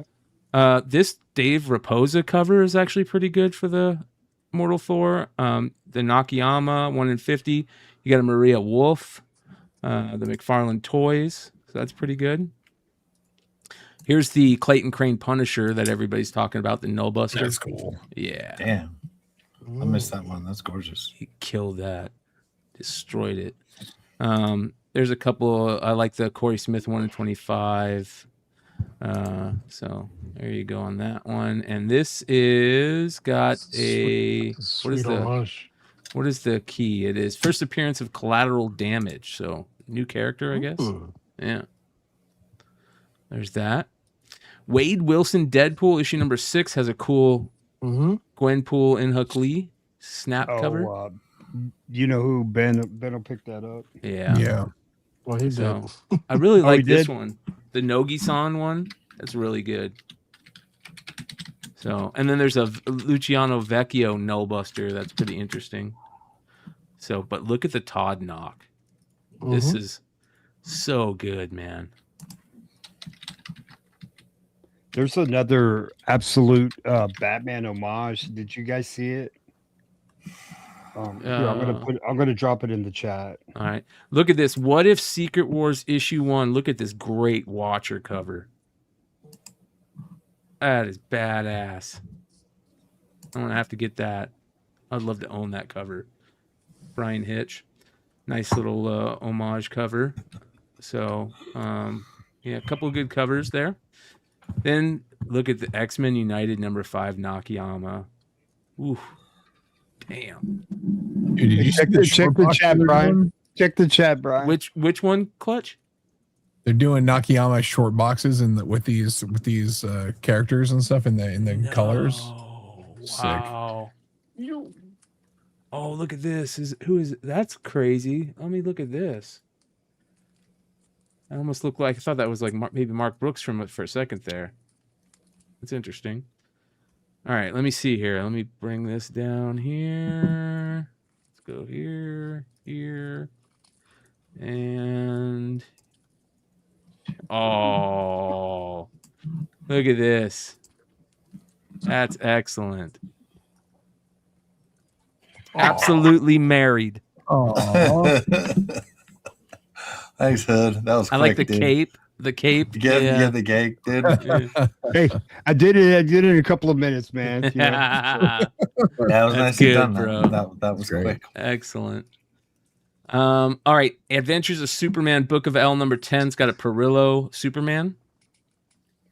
It's pretty dope. Next we've got Pulaski Batgirl continuing his A-cover dominance on this book. Yeah, I bought that. Damn.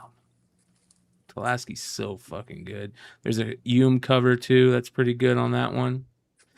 Batman issue #11. This is David Aja variant of that new character, but this is the first appearance of Verity Pennyworth, which is Alfred's daughter. So it's supposed to be a big issue, a big deal.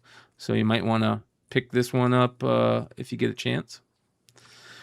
Batman #11 also has a swimsuit Chris Anka variant that is going to is going to be a $40-50 book. Only the ones I don't buy. The only ones I don't buy are worth anything, and I don't think I bought this one. I'm like, all right, I'll try, and I think they're good. Well, I guess I don't know. Might be all right. Dead Man.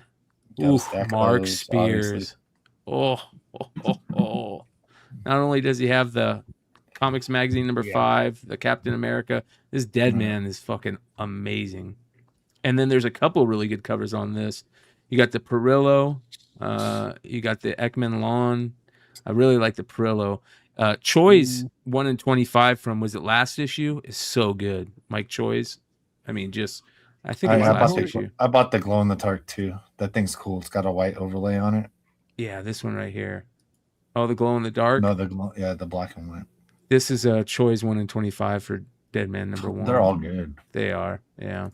Choi's a bad man. He is. Poison Ivy, Q. I love it. All the hands behind. Yeah. That one's really good. There's a couple other ones. Here. You got the Nubovich, which is good. Savage Dragon, really good Brett Booth. Yeah. Right. Oh, did you guys see what happened in Savage Dragon? No. Holy. No, I didn't pick it up. Shit, I did not. I got I'll put it in chat. You got it? Yeah, put it in the okay. If you got it, I've got it. Can I show it? Yeah. Okay.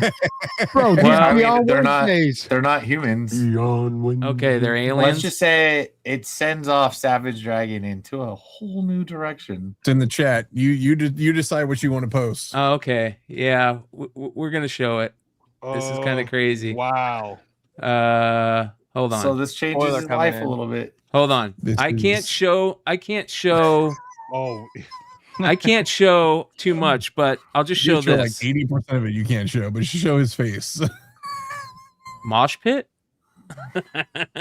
Oh my gosh, bro! Wow, dude, Eric Larson is crazy, man. Let's just say there's also someone. Can you get down to like just the top of his tip of his hand and some hair? Tip of what? Tip of what? Like his hand and hair. No, he's not. Yeah, yeah. I don't think I can, dude. Those aren't humans. Yeah, you bro. can't have this video. Scott was on this one. This one has to get It's published. not a cover A. Yeah, it's the cover way, B. That Brett Booth cover Yeah, is fucking awesome. Yeah. Classic Brett Booth, vintage. It's only Spawn in the cover 377. B. It's not the cover A of that one. That's crazy, dude. Yeah, I went in on that too. Yeah, Mirko Kolak. So that was pretty good. All right, this is fucking awesome. This is the second print die cut foil. These are like the Wolverine. What was that? Yeah, 50. Secret. The Lair Hama one. Yeah. Where? Oh, bro. And this is the same thing. Die cut foil. That's cool. That's sick. Michael Walsh. Perio Red Sonja. Love that. Capitation cover. Yeah, Thank there's you. a color Mom. color Mom. variant of that. There's a Stuart Sager that's pretty good too. Yeah, the Sager's pretty good. Adriana Mello. She's so good. Looks like Terry Dodson. It's a 1 in 15. She kills it. Godzilla issue 12, Ito. It's the one I have the hard time seeing his face or his head. Yeah. I just got dizzy looking at it. Yeah. Look at this, Momoko. God. Peach Momoko continuing, dude. Anytime she does these horror-based covers, it's like she's in her wheelhouse and she just destroys. Man, I could have unveiled my new mama Nate, This week? Yeah, with the Korean mama. You got to Right, figure 'cause- that out. Well, Nate, it's umam, something like that. That sounds Italian.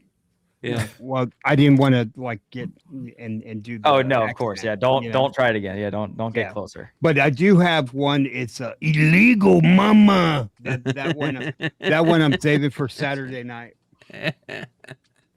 There was a lot of illegal mamas.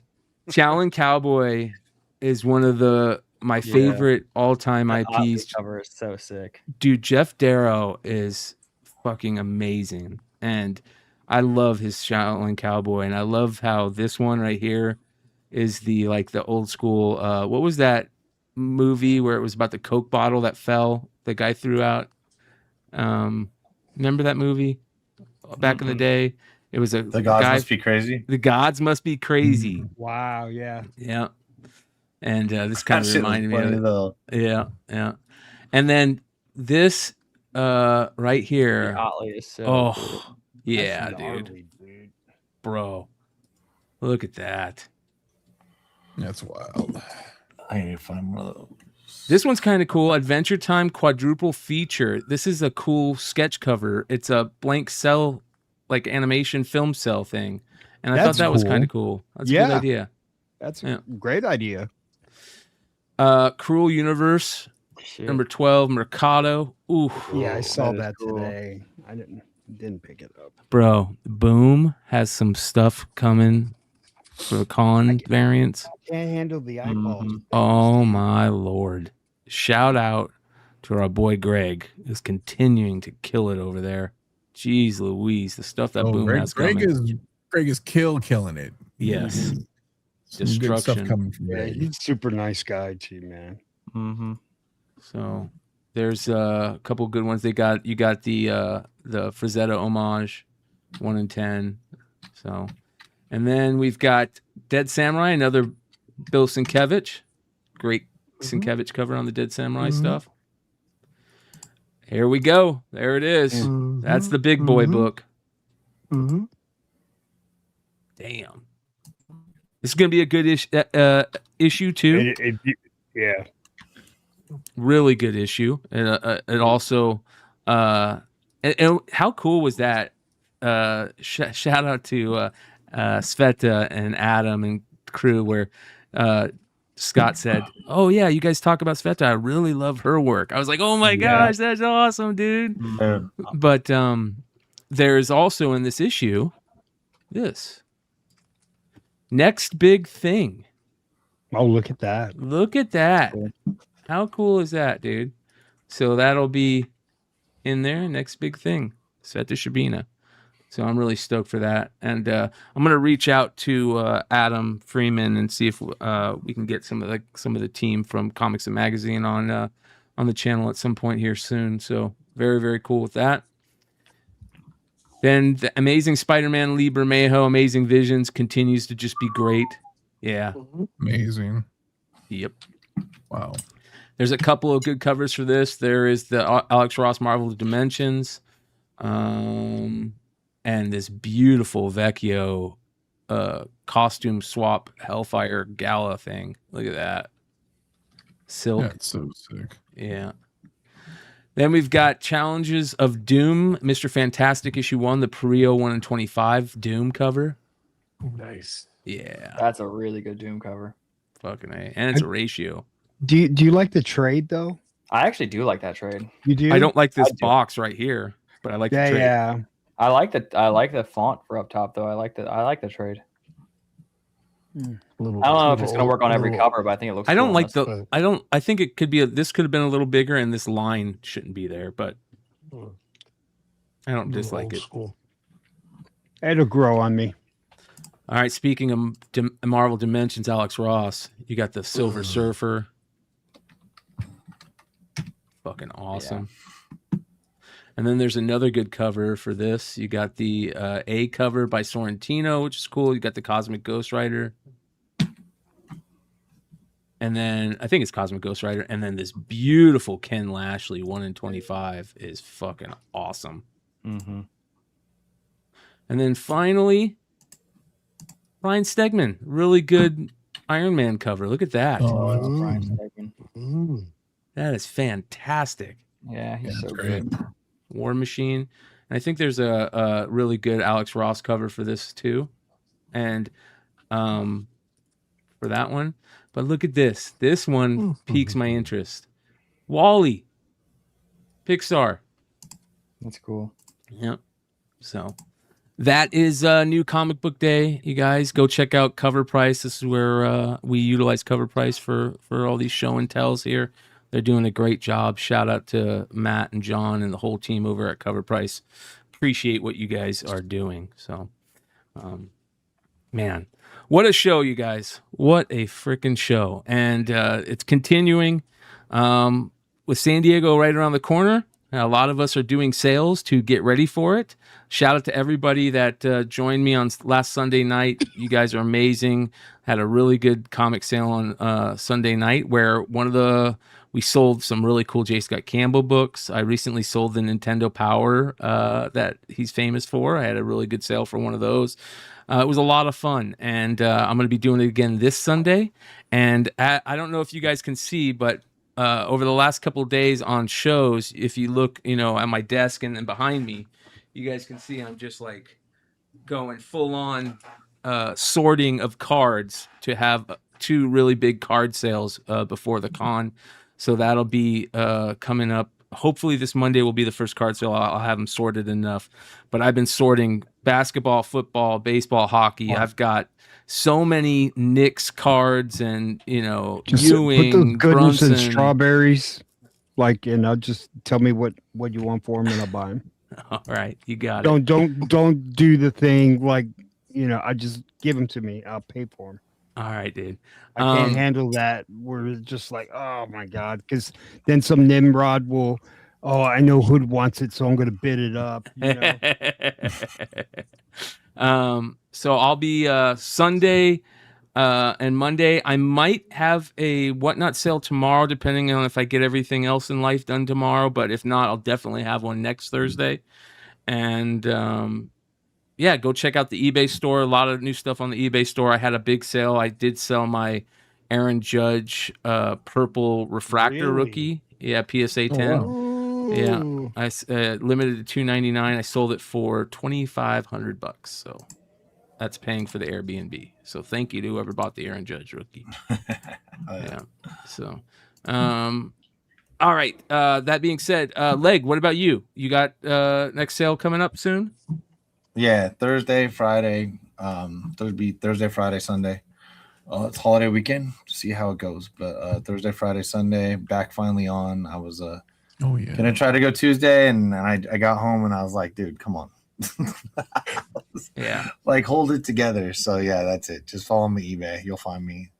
Probably post on Instagram, but same times as usual. Davis, what about you? You changed your sale from tonight to tomorrow night. Do you have anything else coming up special? No, just tomorrow's show is I have a lot of those Art Germ 1 and 200s. I've got a lot of the Campbell 1 and 100s. I will be opening the brand new Beach Day blind bag tomorrow. Get a little preview. I'm hoping that a cover is unveiled on accident tomorrow. They told me I could open it. They sent it early on purpose, so it's not on me if I spoil something. Hell yeah! And then yes, sir. Other than that, you think anything's better than the Black Cat?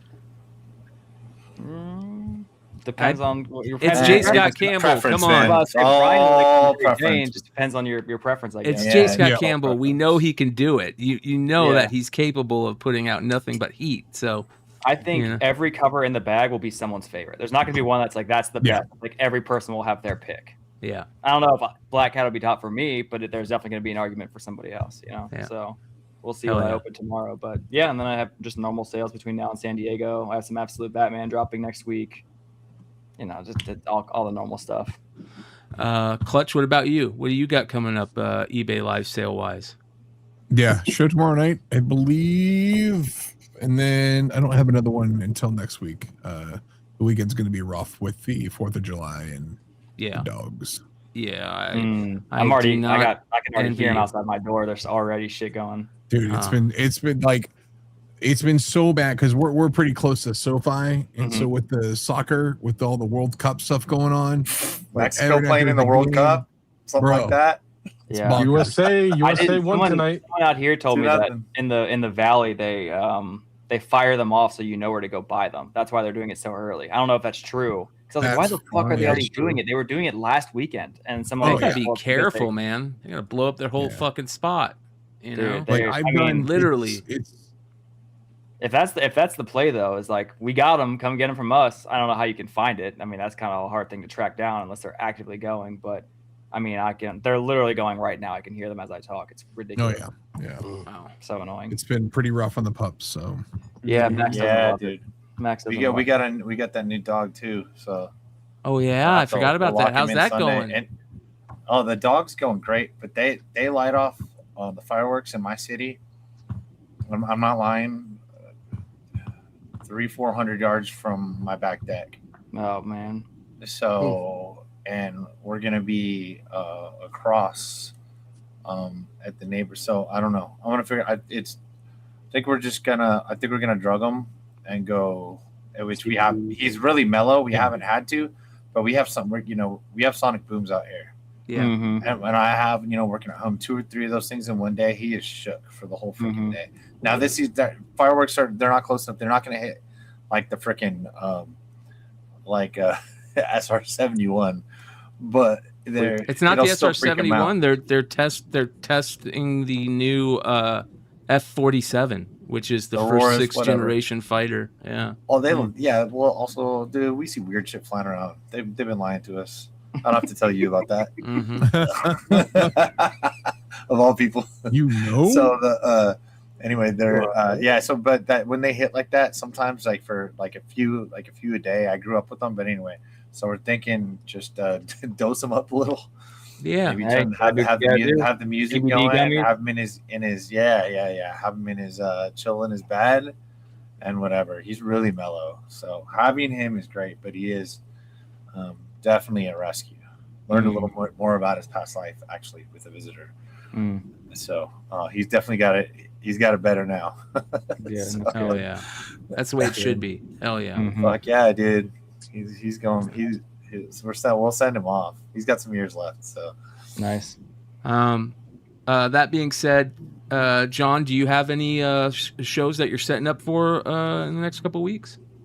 Yeah, for the next I guess, a couple of weeks, I'll be doing a lot of buying, but we got Royal LotCon at my LCS, Royal Collectibles, on July 18th, which is Saturday from 12 to 5.